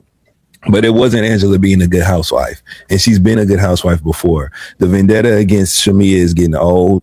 Yes. Angela really can't win no argument with Shamea either, low-key, because it was a tie at best at that first restaurant. And then every time since then, Shamea has been eating Angela's ass up in them arguments. So Shamea's been having a hard time, but she held her own at that table, and she was completely justified with, a text exchange that substantiated everything she had to say. Mm-hmm. So it's really nothing left to argue about. That's why I think we saw Angela kind of spiral a little bit on Twitter today, saying that there was more information to come. We don't give a fuck about that. Why would we care? All we doing is watching TV. Yeah, we don't give a fuck about none of that. Why do we care? All we're doing is watching the show. It was very Mia Thornton. Mia used to do all that shit. Just wait. Something else is going to be revealed. And this and that. And all that teasing. K. Michelle is doing it now with that plotting shit. And you're going to tell us later. We never are moved or swayed by that, right? The promise of more information to come. The shit doesn't make sense. It's okay. All housewives make a mistake. It is what it is. We're not going to pretend like other housewives haven't gotten caught in lies before. It is what it is. And in this case, she wasn't really caught in a lie. She just made it up. And it came out that she made up the lie. You know what I'm saying? And she has to be accountable for that. Angela strikes me as a housewife that is paying attention to what the fans have to say, and not in a way that's going to be unhealthy for her. I think that she'll edit herself. I think that she'll give herself notes moving forward and be like, okay, I got to stop trying to create a conversation based around things that I can manipulate to mean something, and just start responding and reacting. I'm a Dustin. But Angela, the reason why you were the fan favorite last season, I gave you that title too, like you were everything, is because in the moment you did a good job being yourself. Angela, my advice to you is stop investigating these girls, because I'm going to give you some advice as somebody who has worked on the show for 10 years. In real life, Angela, I'm going to hold your hand when I say this. In real life, those girls ain't checking for you because they are afraid that anything they say to you, you're going to expose it on Mad Day. I promise every single fiber of my being, these girls look at you like, I know what she's doing. You're showing your hand, and Angela Oakley, you are better than that. We didn't love you for that. We loved you because you were yourself. Like Dustin said, just operate this manipulation, investigation. You are better than that, girl. Like, don't do it. You don't have to. We love you. Claudia, I'm sorry. It's okay. You guys had to get that off your chest, and it was very passionate. I love Angela, and I really like Shamea too. And I hate to have to say this, unless the only disclaimer I'll give, unless Angela has some amazing uncut footage, something that would rock our world, it's going to be hard to kind of shake this bad taste we all have in our mouths, because we all love her. And I think that might be the problem. You know, you come on the scene and you just become a favorite so fast, where everybody's like, yo, you could do no wrong. Sometimes you start feeling like you can do no wrong.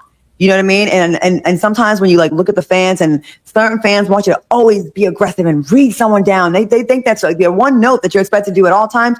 You become that, and then you become one note, because it seems like ever since she got the crown of the fan favorite, she's been making some mistakes. Because I still do like her, but what doesn't make sense to me, and Angela, if you're watching, you know, we say this with love. We don't hate you. We want you to. No. You were a reminiscent of the throwback Housewives. You are epic. If there's a Mount Rushmore of Housewives, you belong in there. I think you're super dope. But don't mess up your season by doing this.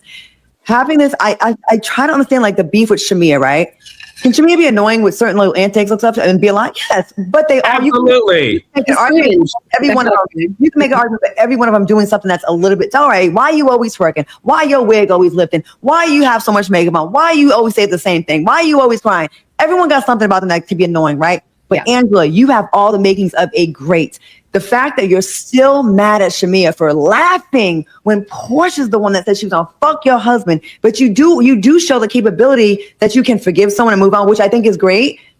It would be better if you were like that with both of them. Because I'm trying to rack my brain, what else that was so bad that Shamea did besides being a part of that conversation. Now, mind you, if someone is kicking and laughing with someone, they say they're gonna fuck my man, I would be mad too. Mm-hmm. But I look a little cray-cray if I forgive the person who said it and I'm really getting real close with them while still being really, really mad, and it hasn't even toned down at all. It's actually getting worse than the person that was just a cosigner. So yeah. I feel like if you had the same energy, it would actually make a little bit more sense. This is why Kelly is killing it, because Kelly doesn't change up, and Kelly is not kissing the ring or kissing the ass of Portia.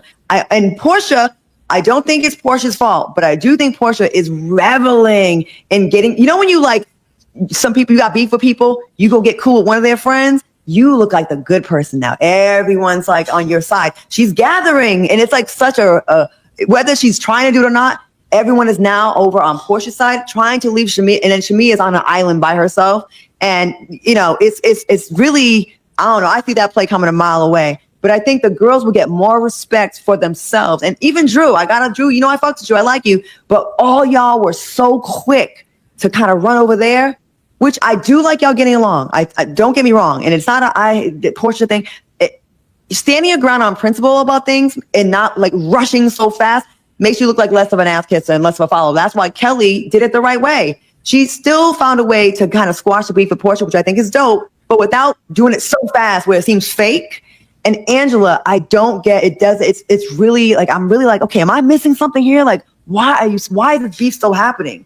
I think, to Dustin's point, I'll say this. Listen, I'm smart, so I get the code in Angela's tweets today. I'm gonna go out on a limb and say that at the reunion, Angela has some receipts about why she's hard on Shamea. I'm telling you, at this point, I don't give a damn. And that's me. And I'll be alone in that. Because the thing is, if Shamea did something last season, address it last season. When her and Phaedra had their beef and Angela felt the need to really find out why this man tried to shade her marriage, I understood where Angela was coming from, trying to figure it out. But if Phaedra did that, and based on information we have, she did not, right? You forgave Phaedra. Portia made the comment.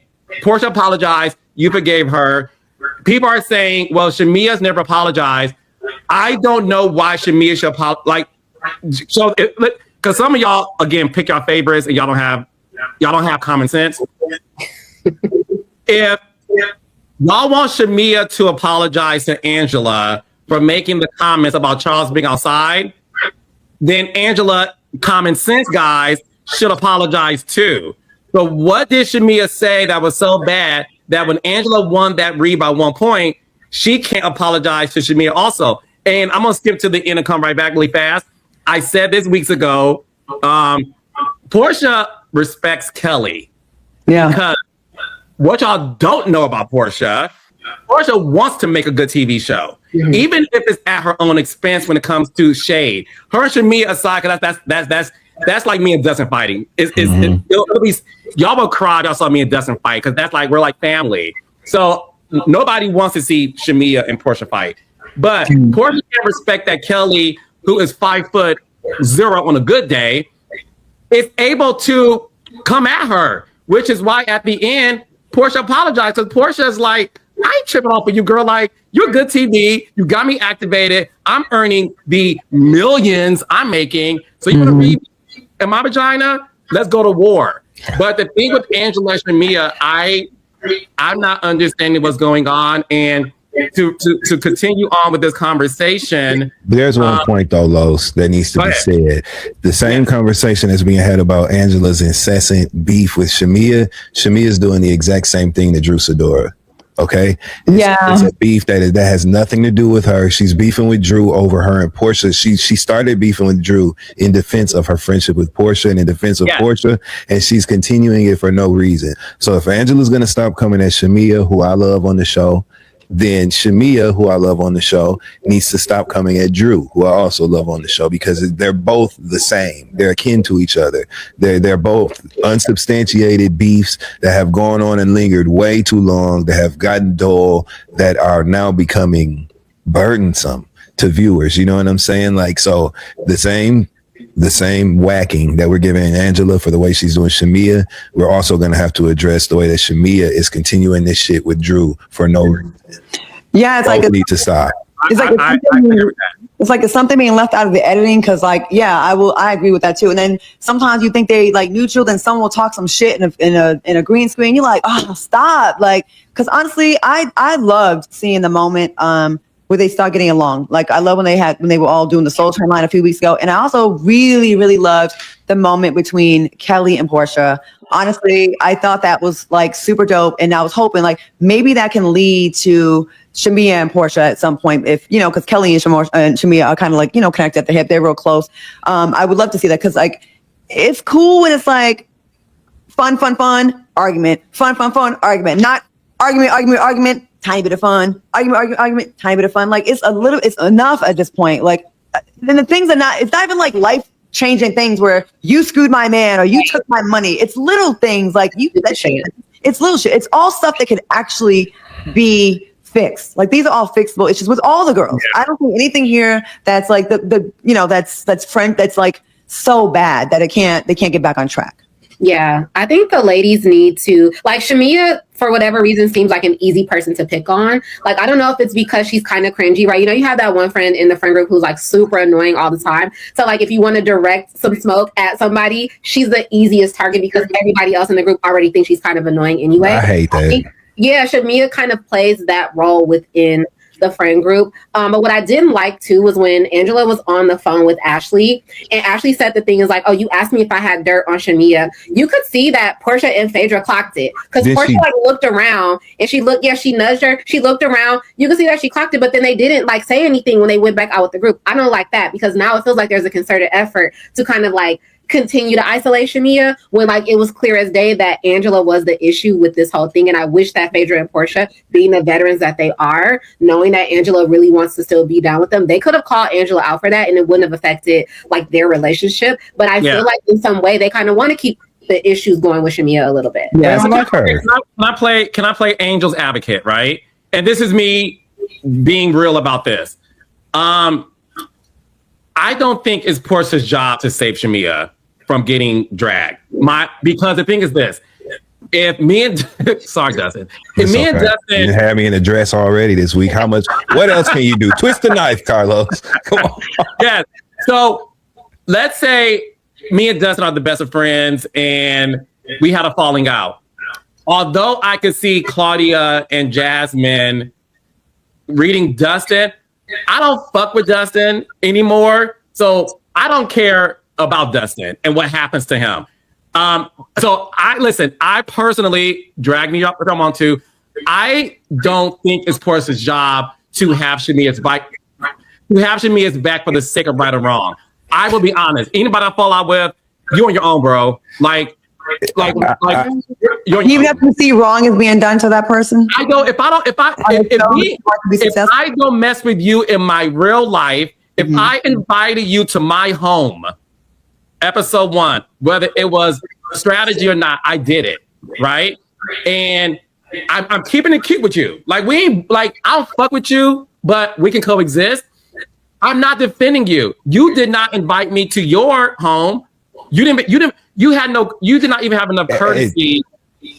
It's a little bit more nuanced too, right? There's a little bit more. It's a little bit more layered too, because let's not forget there was an off-camera text exchange between Portia and Shamea that apparently kind of set the right all of that when they put her in the. They was putting Shamea. Shout out to Mela Yellow on it's on Twitter, one of the hilarious creators of memes and shit that go viral. But anyway, they was putting Shamea all in the Quiet Storm Mob Deep video doing them hand movements and shit. It was so funny. But that text exchange kind of set the tone for the way things are between Portia and Shamea, and they just haven't got into it on camera yet. There's tension. We saw at the table in this Scotland episode when Portia was like, "Well, why are you bucking your eyes at me? I ain't even got nothing to do with this." So it's boiling. It's getting to it. The tension is rising between the two of them, but they're not on good terms. So I would understand if they were just having a tough time in their relationship, but there's been like occurrences and things that have taken place that they each are mad at each other about and just refusing to argue about on camera. So I had zero expectation of Portia to walk out that room and deliver that message that Ashley had basically said, you contacted me, Angela, to get dirt on Shamea.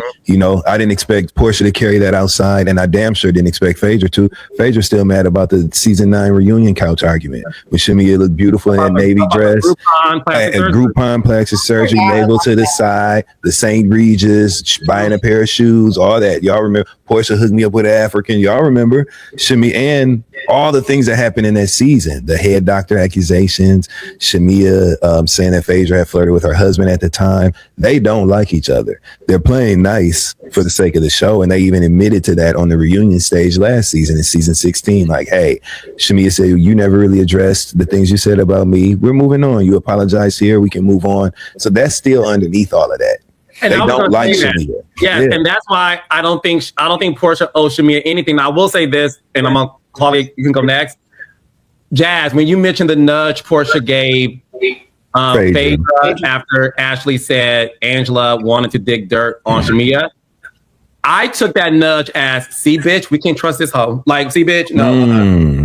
Take hope. Yes, we can't trust Angela. I took that nudge as, oh, this bitch is getting information on us. Because the thing is this, and maybe this is inside baseball. Claudia, you can help me out here too.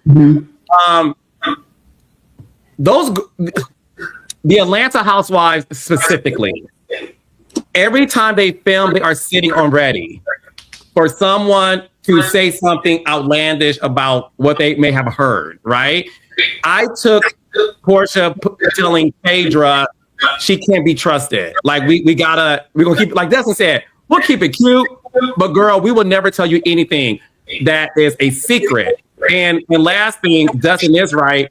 That text exchange between Portia and Shamea, from what I was told, okay, is probably the worst things you could say to friends in terms of the vitriol that they had, which is why they both refused to address it. Well, stop it.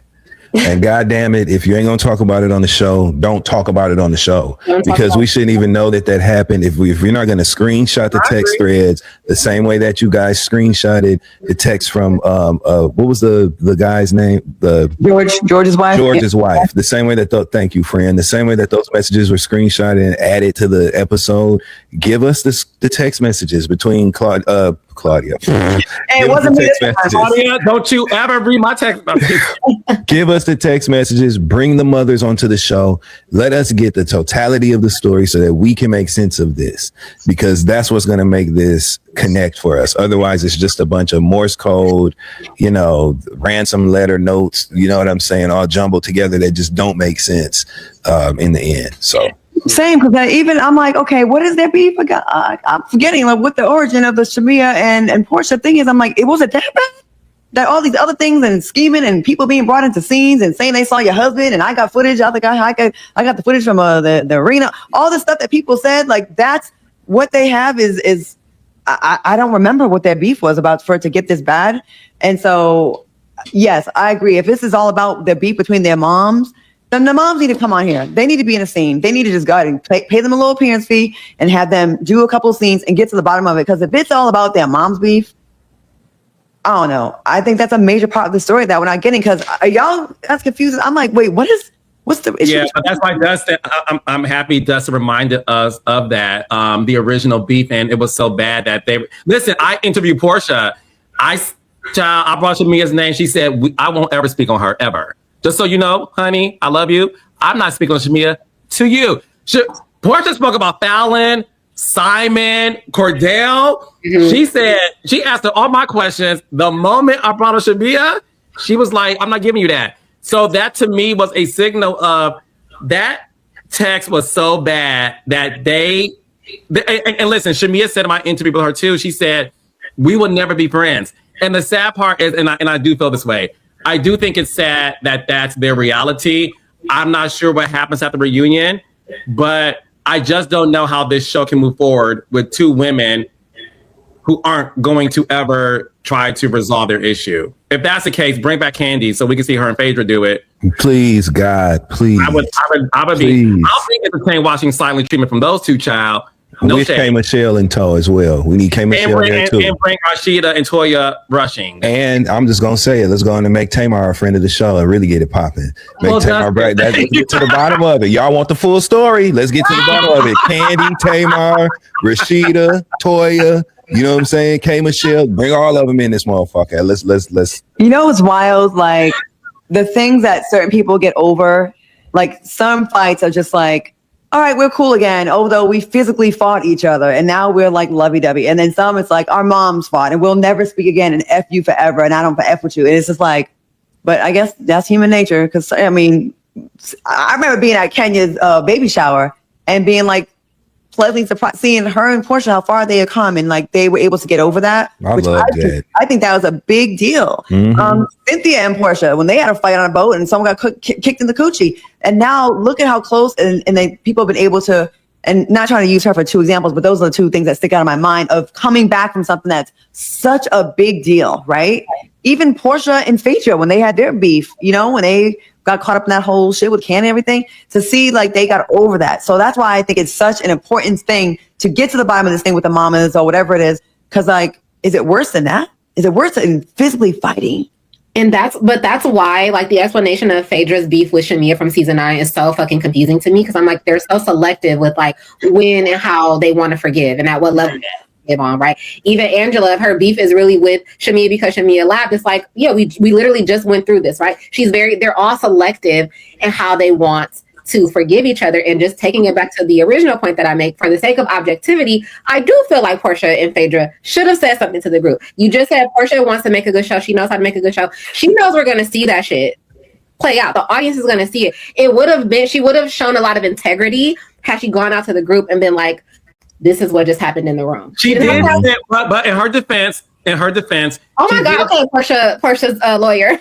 Oh, well, listen. I don't know. Listen, they call me a flip-flopper, a Portia apologist. They call me, I don't know who I am today. But what I will say, because again, we recap based on the episodes. Yeah. Okay. I will say in this episode, she did tell Shamea, okay, let me tell her to stop. That's a start. That's a start. And I know it's not her. Oh, really? Doesn't Claudia? The cat got your tongue? No, I was trying to speak. Oh, go ahead, Claudia. Thank you. I will say that, yes, it is not Portia's job to defend Shamea. But in the interest of wanting to make a good show and seeing that she's being able to get over so many things, it would have been a dope moment to say, although I don't F with Shamea right now, obviously, old girl was wrong right here, meaning Angela, or, making a point, not just nudging, you know what I'm saying? So that is also part of being like, that's dope. Like, people have had to walk stuff back on that show all the time or say stuff to people that they don't rock with. And it's not fun. Trust me, it is not fun, but it also shows growth. But I'm not blaming Portia for it. It's not Portia's fault. It's not. But hopefully in the future, at least now she knows what's tea now, Yeah. Dustin, what did you think of Portia telling Shamea, okay, let me tell her to stop? Portia is one of the more prominent personalities on this show. She's the face of the series. She's the representation of Atlanta in the upcoming Real Housewives Ultimate Girls Trip 20th anniversary. She means a lot to the franchise. That's leadership shit. You know what I'm saying? That is how people love to toss around, oh, it's this person's show, it's that person's show. Stuff like that is what makes it your show. When you can get past, you know what I'm saying, your personal issue. Her and Shamea literally hate each other right now. And she still was like, look, I'm gonna go tell her, let's stop this. You know what I mean? That's leadership. That's big dog shit. And that's why you get to sit in the first chair every year when you do things like that. You know what I mean? And so I thought it was great. And to piggyback off sorry, Dustin. My bad. No. Piggybacking off of Jasmine's comments, because what we did learn, the ladies then go and have dinner, and Shamea is visibly upset because not only does she have proof from George's wife, where George's wife in writing did say Angela's weird and she wanted to get information on you. By the way, to be fair, as a journalist, Angela did tweet today that George, is it Ashley? Yeah. That George and Ashley, they want to be on the show and she feels played and all those things. That didn't make any sense to me because Angela, I love you, baby doll. You brought their name up. So just own it, Angela. Damn. Angela, just own it. Angela. Listen, next week you may do something great and we'll forget about it. Like we did. Yeah, she's still dope. Yes. Angela, you're still dope. You're still dope. So it's all good.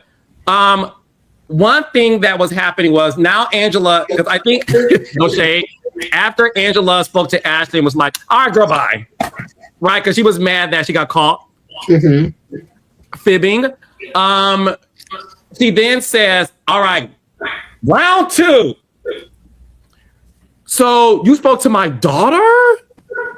I mean, that's my child. You spoke to my child?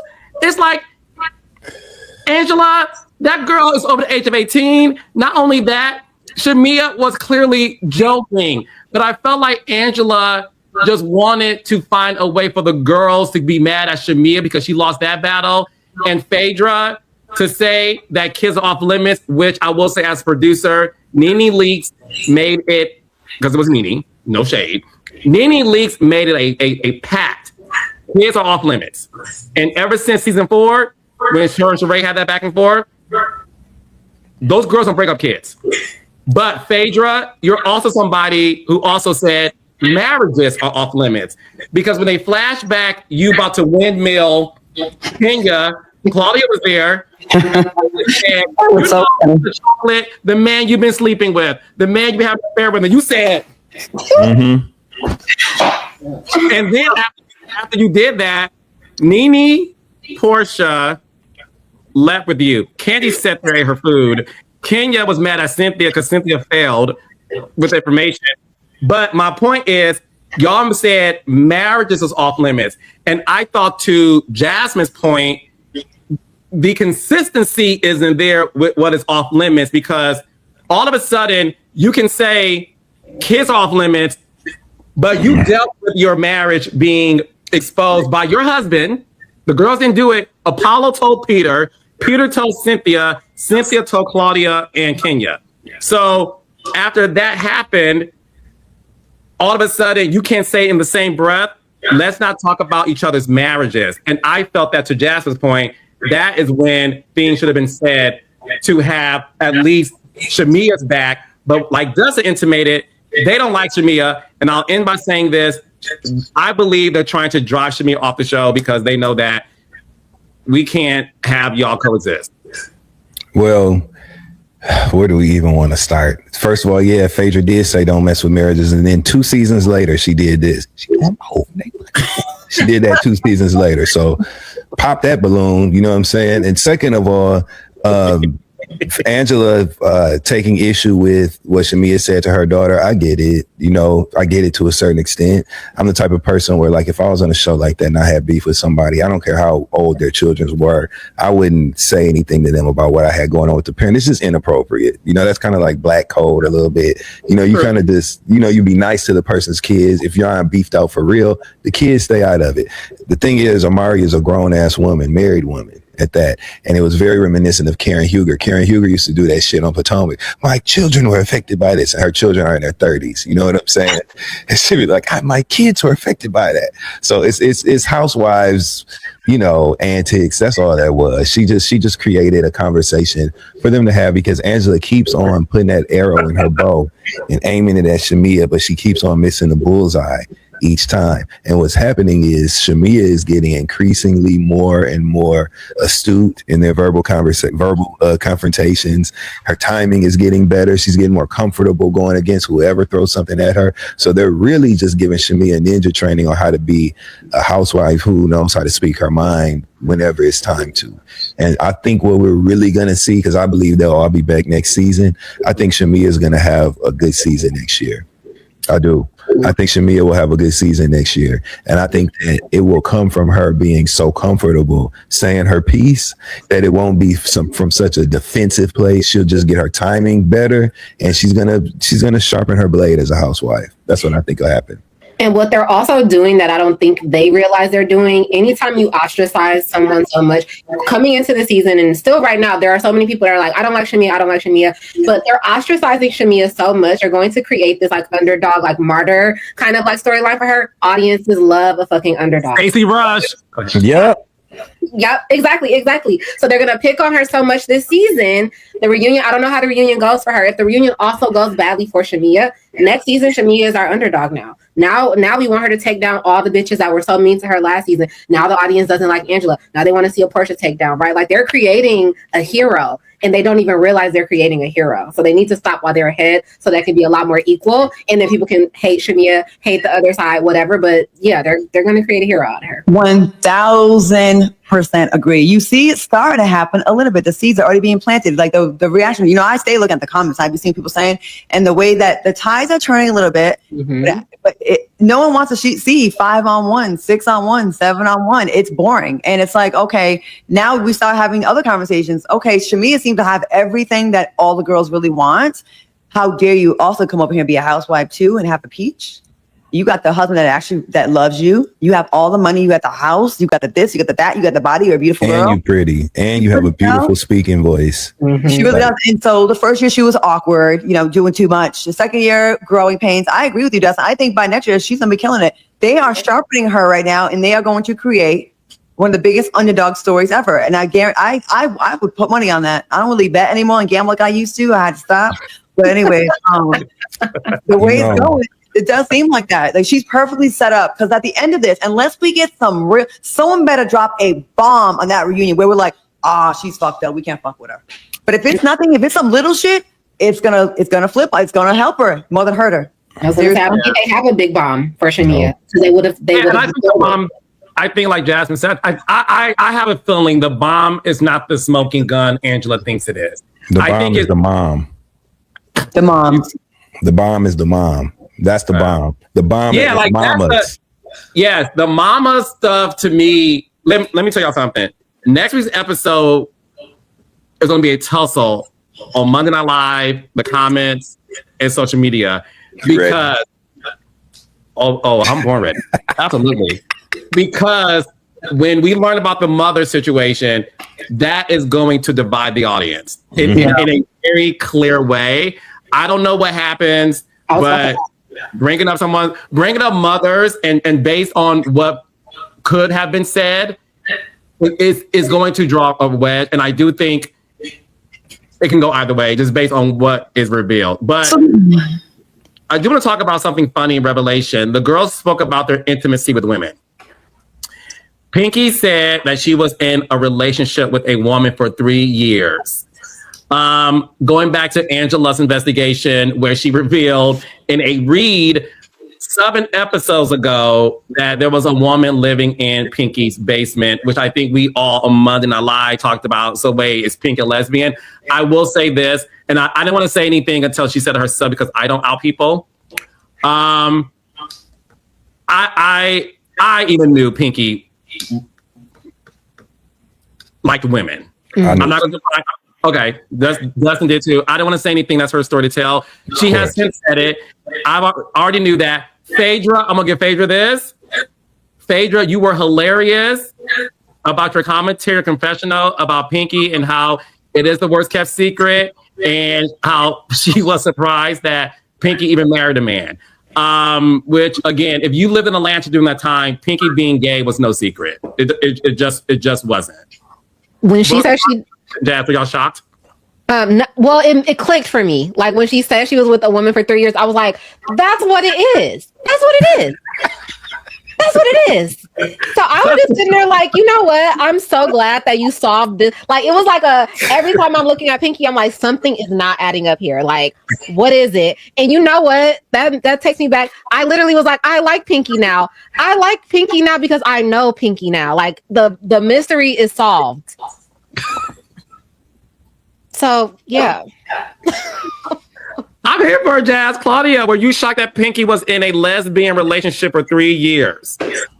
And also said, I might add, that she would do it again. Which I found interesting because she's married. My point exactly.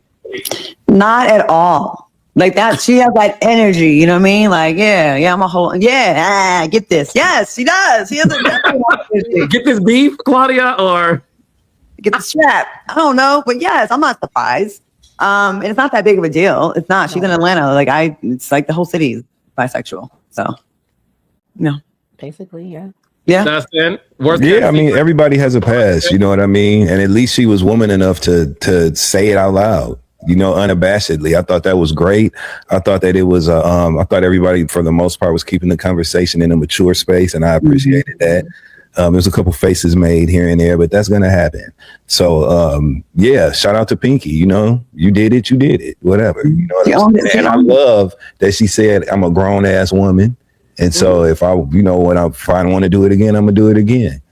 I know that's right. I will say this, though. If I was Pinky's husband, because one thing that Candy says season 9, when Marlo Patrice Hampton from St. Petersburg, Florida, asked the iconic question, Candy, are you a lesbian? Right? And Candy said, I love my husband. Mm-hmm. I love my husband. I know lesbian, right? And I remember, like, what's the difference? Like, I never understood why that was important to say, because I don't think you love Todd any less because you like women. I never understood that.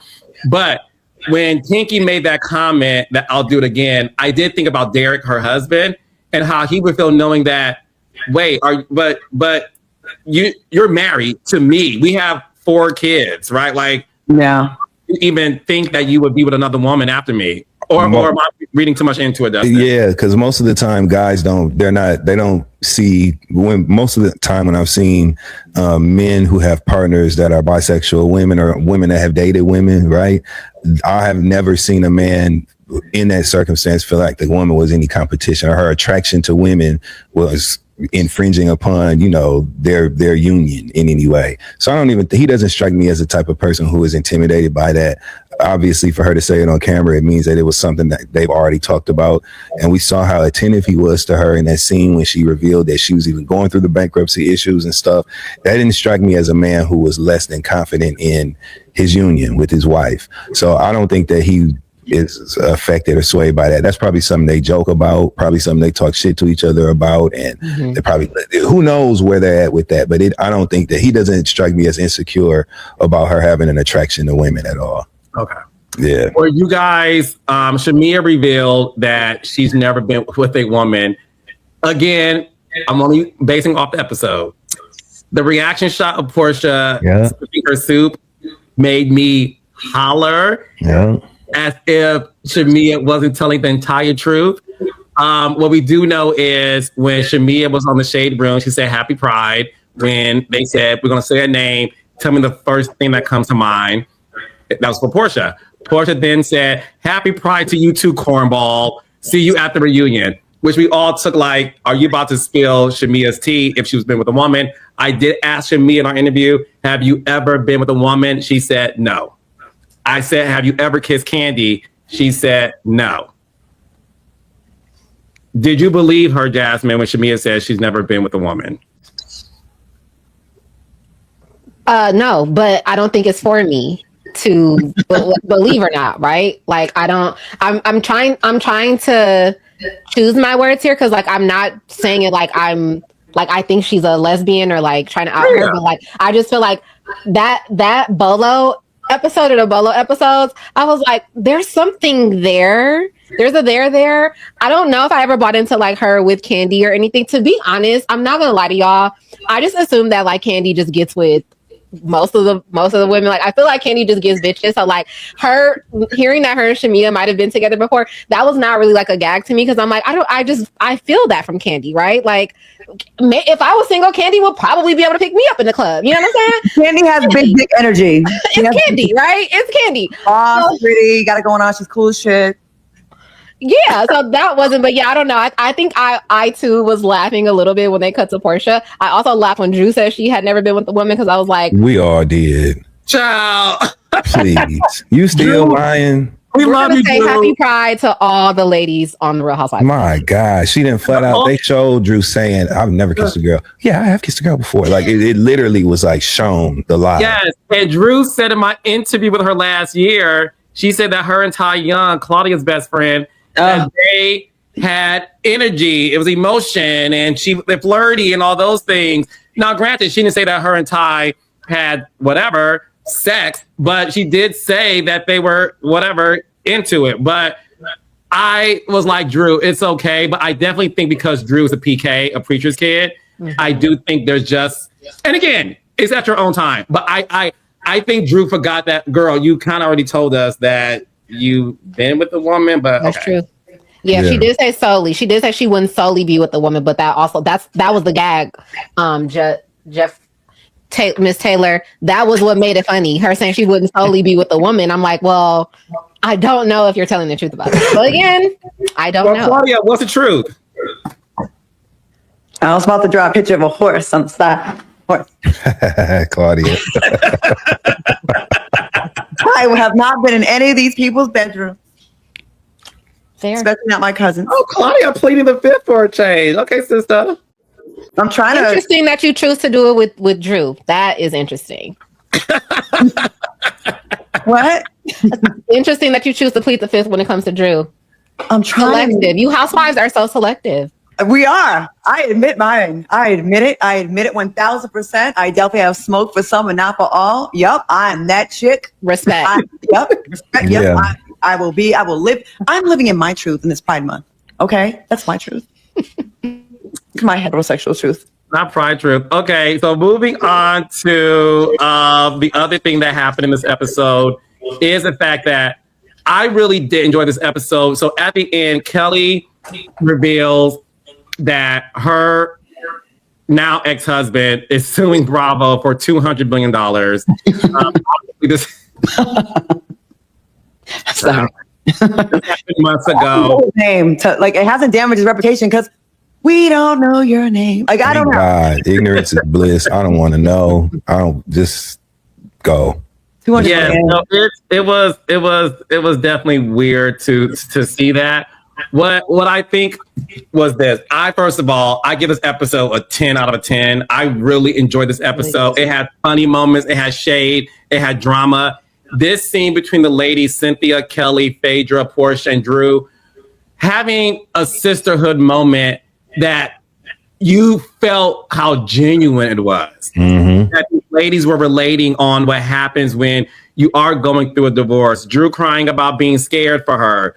Portia talking about, the reasons why she's keeping her house. People are saying don't keep it, but not only was it given back to her courtesy of her ironclad prenup, but she didn't want her daughter to be misplaced from something that is different after experiencing, not having Simon in the house anymore. So I thought this scene was incredible. Mm-hmm.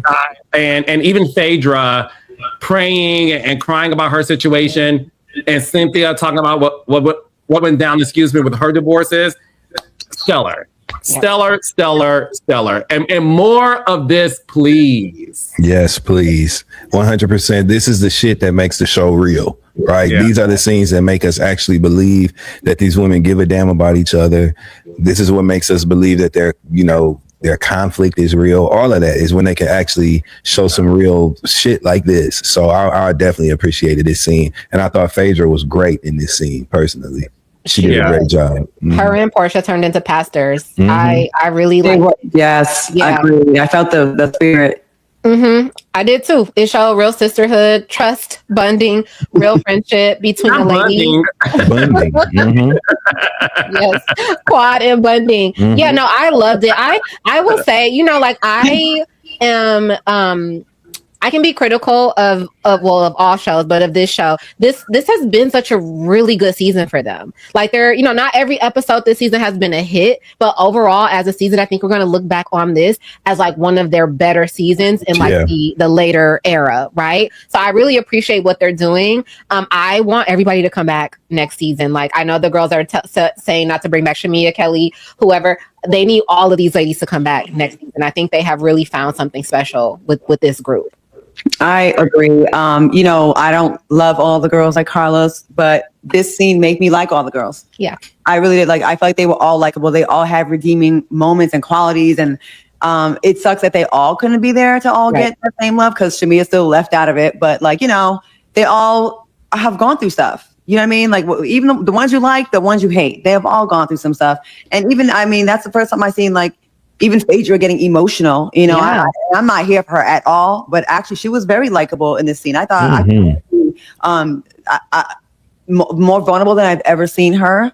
I thought it made it because at some point you're like, okay, you just can't be about faces and name brands and money, right? Like we want to see something. And that's what my issue is with some of these people. It's not real and it's not sustainable. And no one in real life is like that in real life. Right. But we all can relate to bad breakups. We all can relate to a man changing up on you after you you're going through a breakup. Every woman or man really can relate to that. We all can relate to heartbreak. And that's what made the scene dope. And I know people be saying my cousin Drew be lying, but I'm sorry. I've seen her. I've worked with her in movies and I've seen her work. She wasn't acting in that scene. Her nose was red. She looked like she was really having a moment and she really was feeling it. Right.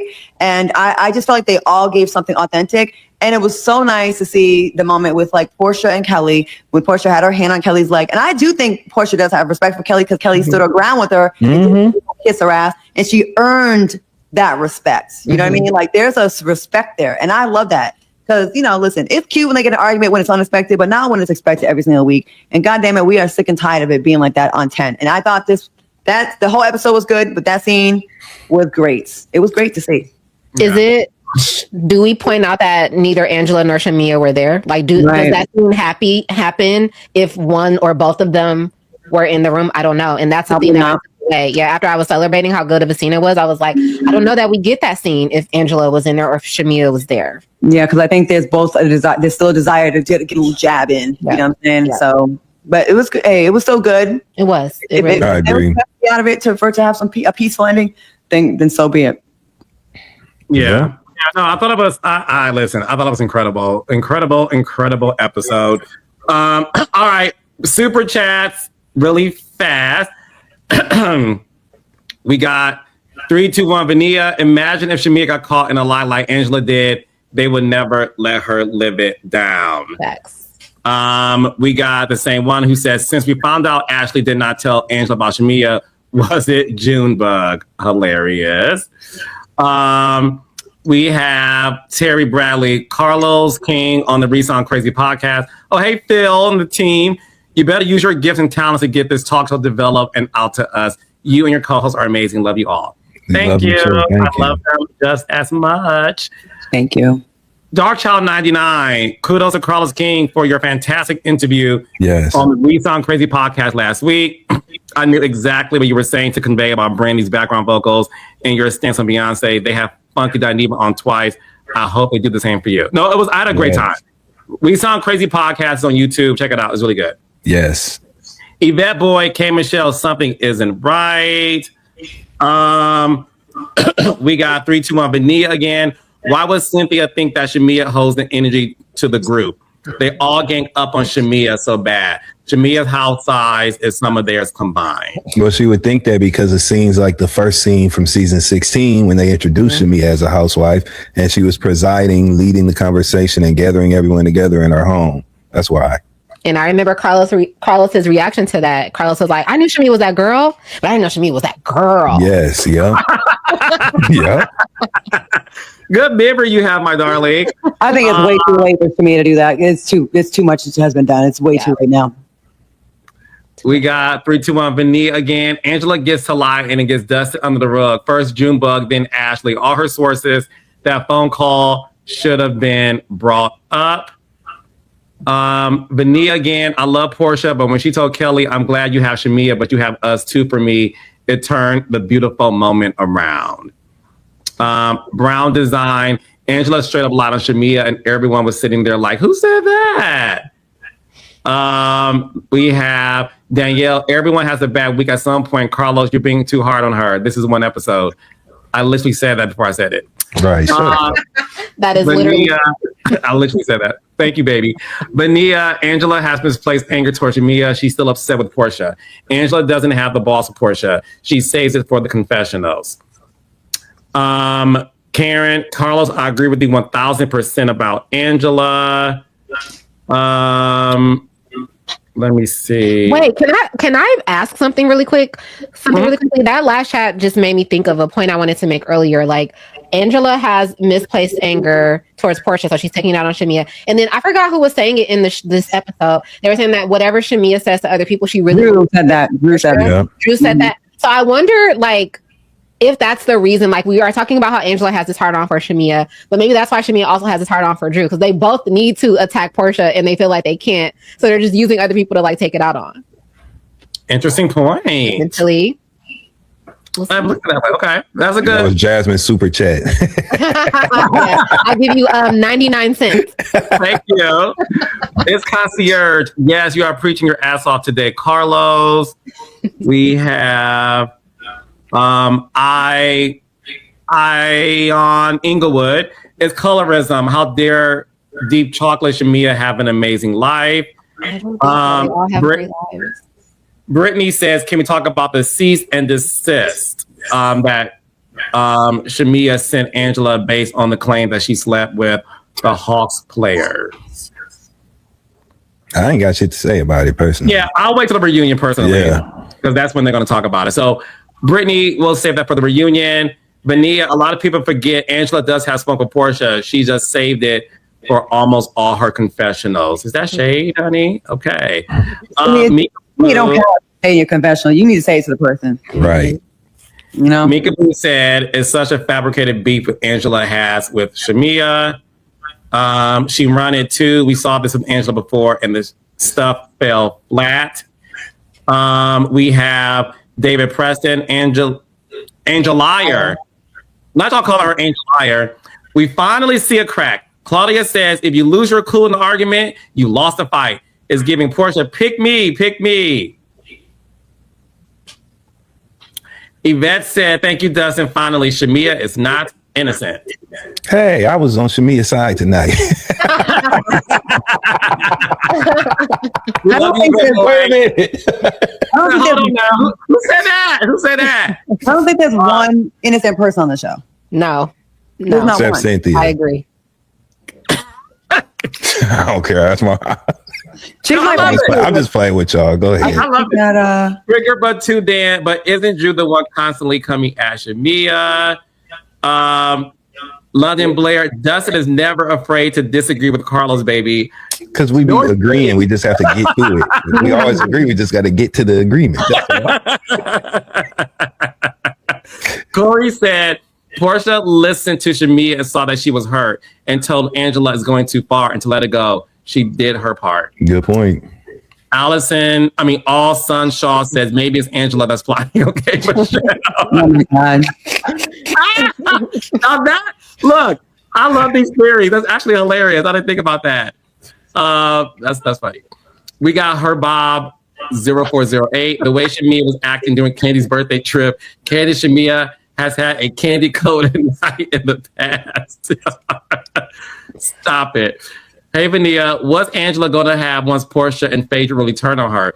I just know Phaedra and Portia be talking about Angela and laughing hard AF. Yeah, it's kind of crazy because remember, Phaedra was coming for Angela hard at one point. Like, I'm like, I would still be stuck on that a little bit. She called her like an old young person or something, right? Remember? Yes, she did. She met her husband. Remember, she was like laughing when I was first saying, yeah. Carlos, I hope you're planning to recap Ultimate Girls Trip. Oh, certainly. We are going to. Yes. Joey, Kay must be doing something in the end of the season to be first chair. I am excited to see. Okay, Stevie, because you ain't going to see nothing. It's a performance, y'all. We're getting a live VSOP. Mark my that words. would make me happy. Because that music is good. I can't remember much about her from this episode. She looked really pretty with her bang and her glasses on when she was sitting at the table. She looked great. Yeah. She did look pretty. I like her professional look with the blonde hair and the black. I think the blonde hair washes her out a little bit. She's a beautiful woman, but I think the blonde hair washes her out a little bit. I wish some of us would stop with the blonde. It's not for everybody. Nikki D said, Dustin, my bestie, and I will be in New York on July 10th, and we want to buy you a drink. Y'all coming to see Jay-Z? That's the weekend of the Jay-Z concert. You buy me a ticket. Right. I know that's right. Okay, I'm trying to go to I want to go to the Blueprint 25 show. It is on Saturday, July 11th. July 10th is the 30th anniversary of The Reasonable Doubt. It's the 30th anniversary concert to celebrate the 30th anniversary of the Reasonable Doubt album, but the Blueprint is the next day. So I wonder if Nikki and them coming for that. Maybe they meant that. I thought she was on. Okay. Whatever you do, don't buy his album at Target, please. The boycott continues. Angel D'Angelo. Angela's anger is also rooted in her mother's loss. All right, Dustin. Speaking of your tour, let the raindrops know your dates, sir. I'm very excited for y'all to come see me talk a little shit. You can go to DustinRossLive.com and get tickets. I will be in Chicago on July 7th. I'll be in St. Louis on July 9th. I'll be in Boston July 21st. 2 shows in Atlanta on the 24th of July, and I'm closing this tour out in Nashville on July 26th. So these are all city winery venues. Get you something to eat and drink. Come laugh. Tickets at DustinRossLive.com. And there is a meet and greet option as well. And I take them Chris Brown kind of pictures with the people that come to the meet and greet. Pull up. You know what I'm saying? Yeah. Mm-hmm. Claudia, what you got going on, Hunter?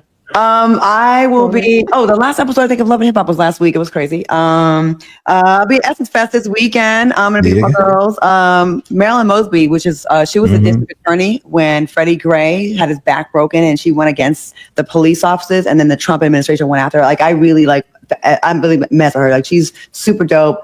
My girl Tashara Parker that does the news. She's a great journalist. My girl Demetria. We're gonna be down there having fun at Essence Fest. If you see us down there, pull up. I might go to the crap tables, but only a little bit. I'm only go ATM one time. That's it. I don't know. I overcame that demon on my back. And also side dish 5 days a week on YouTube, Facebook, and wherever you can find it. Spotify, all that. Yeah, that's it. Jasmine Henley Brown. You guys can follow me on all platforms at J Henley Brown. Please subscribe to my YouTube channel. I took most of June off, but I have some really cool series that are going to be premiering in July on YouTube. So make sure you are subscribed there. All righty, y'all. So listen, have a great week. We are back next month. No, who are you interviewing this week? Oh, thank you, Claudia. I forgot. Okay. Thank you. Okay. Oh, yeah, asking me. I was like, who am I interviewing this week? Oh, by the way, we're already in the blogs now for exposing the pregnancy, although I never said who it was. And it is revealed at the reunion. It's not like I'm telling someone's secret. It came out at the reunion. So it's out. It's going to be out. Just, you got a couple weeks early. So yeah, I'm in the blogs. They're mad at me. So I didn't say who it was. Oh, Claudia Jordan. I know. Okay, sorry. I didn't mean to interrupt you. Murder, baby. Okay. No, but thanks for reminding me. I am dropping an interview tomorrow. This person is actually friends with Claudia. Oh. This person has been in the news recently. This person definitely has been on reality television, but also has done a lot of hosting. And we get to talk about a lot of the stuff that happened during their time on reality television hosting. Oh, I know who it is. A scandal that happened recently, and their experience with Claudia too came up. Really? Do you want us to guess or not to guess? I feel like you know Claudia, so don't. Okay. Okay, Claudia, guy or girl? Guy. Okay, okay. That's all you can say. Goodbye. Go ahead, Jasmine. Someone said it's Dr. Bryant. I know who it is. You know who it is. Yep, I just put it together. You might as well just spell the name. You literally gave it away if you think about it. I know too. Actually, I know too. Yeah. Carlos, you know how I know? This person was gonna be on Reality with the King back in the day. Yes. Okay. Dad. Did I make it obvious? Sal Reynolds, of course. It's Sal Reynolds, yes. Wait. First of all, I want to put this up. Wait, hold on, Lula. I want to read this. Did Carlos get new teeth? I did not get new teeth. That is actually. See, I can laugh at stuff like that. I think that I wanted to let y'all know I like laughing at shit like this. No, baby, I did not get new teeth. All right, so listen, I think Jasmine, Dustin, and Claudia knows, and out of respect to my privacy, they're not going to reveal it. Thank you so much. But listen, it is a great conversation, and it's a 2-hour. It's close to 2 hours. All I'm gonna say is I hope they went there about that scandal. I hope they went there about that scandal that took place and really let us know who, what, when, and where. I'm just gonna leave it there. Yeah. Thank you, Jazz. Mm-hmm. Okay. Because I'm ready to roll my eyes. You know what I'm saying? Mm-hmm. I'm ready. Look how good we're behaving, Carlos, and we're not giving it away. Yes, I love that. Carlos interview Elmo. Okay. So listen, Raindrops, that's tomorrow at 12 o'clock noon. Hit your notification button. Yes, it's notification, honey. Not notification. Hey. Okay, Shannon. I want a George W. Bush. I'm teasing. But no, love you guys. We're back next week. Jasmine. And by the way, Jasmine has a cooking channel. Not channel, but a cooking segment. Yeah, I'm just cooking shit from With Love Megan, the Netflix show with Megan Sussex. I love watching it. You made the cake, right? I saw you made the cake. I made some pasta. I'm making a bunch of shit from the show. Just I'm becoming a trap wife, so. I know that's right, Jazz. I'm joking. Kind of. I can't. All right, Raindrops. I'll see y'all tomorrow on my YouTube. Make sure to check it out. Check out Dustin on Tour 5 days a week. Slide with Claudia and Jasmine's channel as well. Channel Surf or many other things. Love you guys. Love y'all. Bye.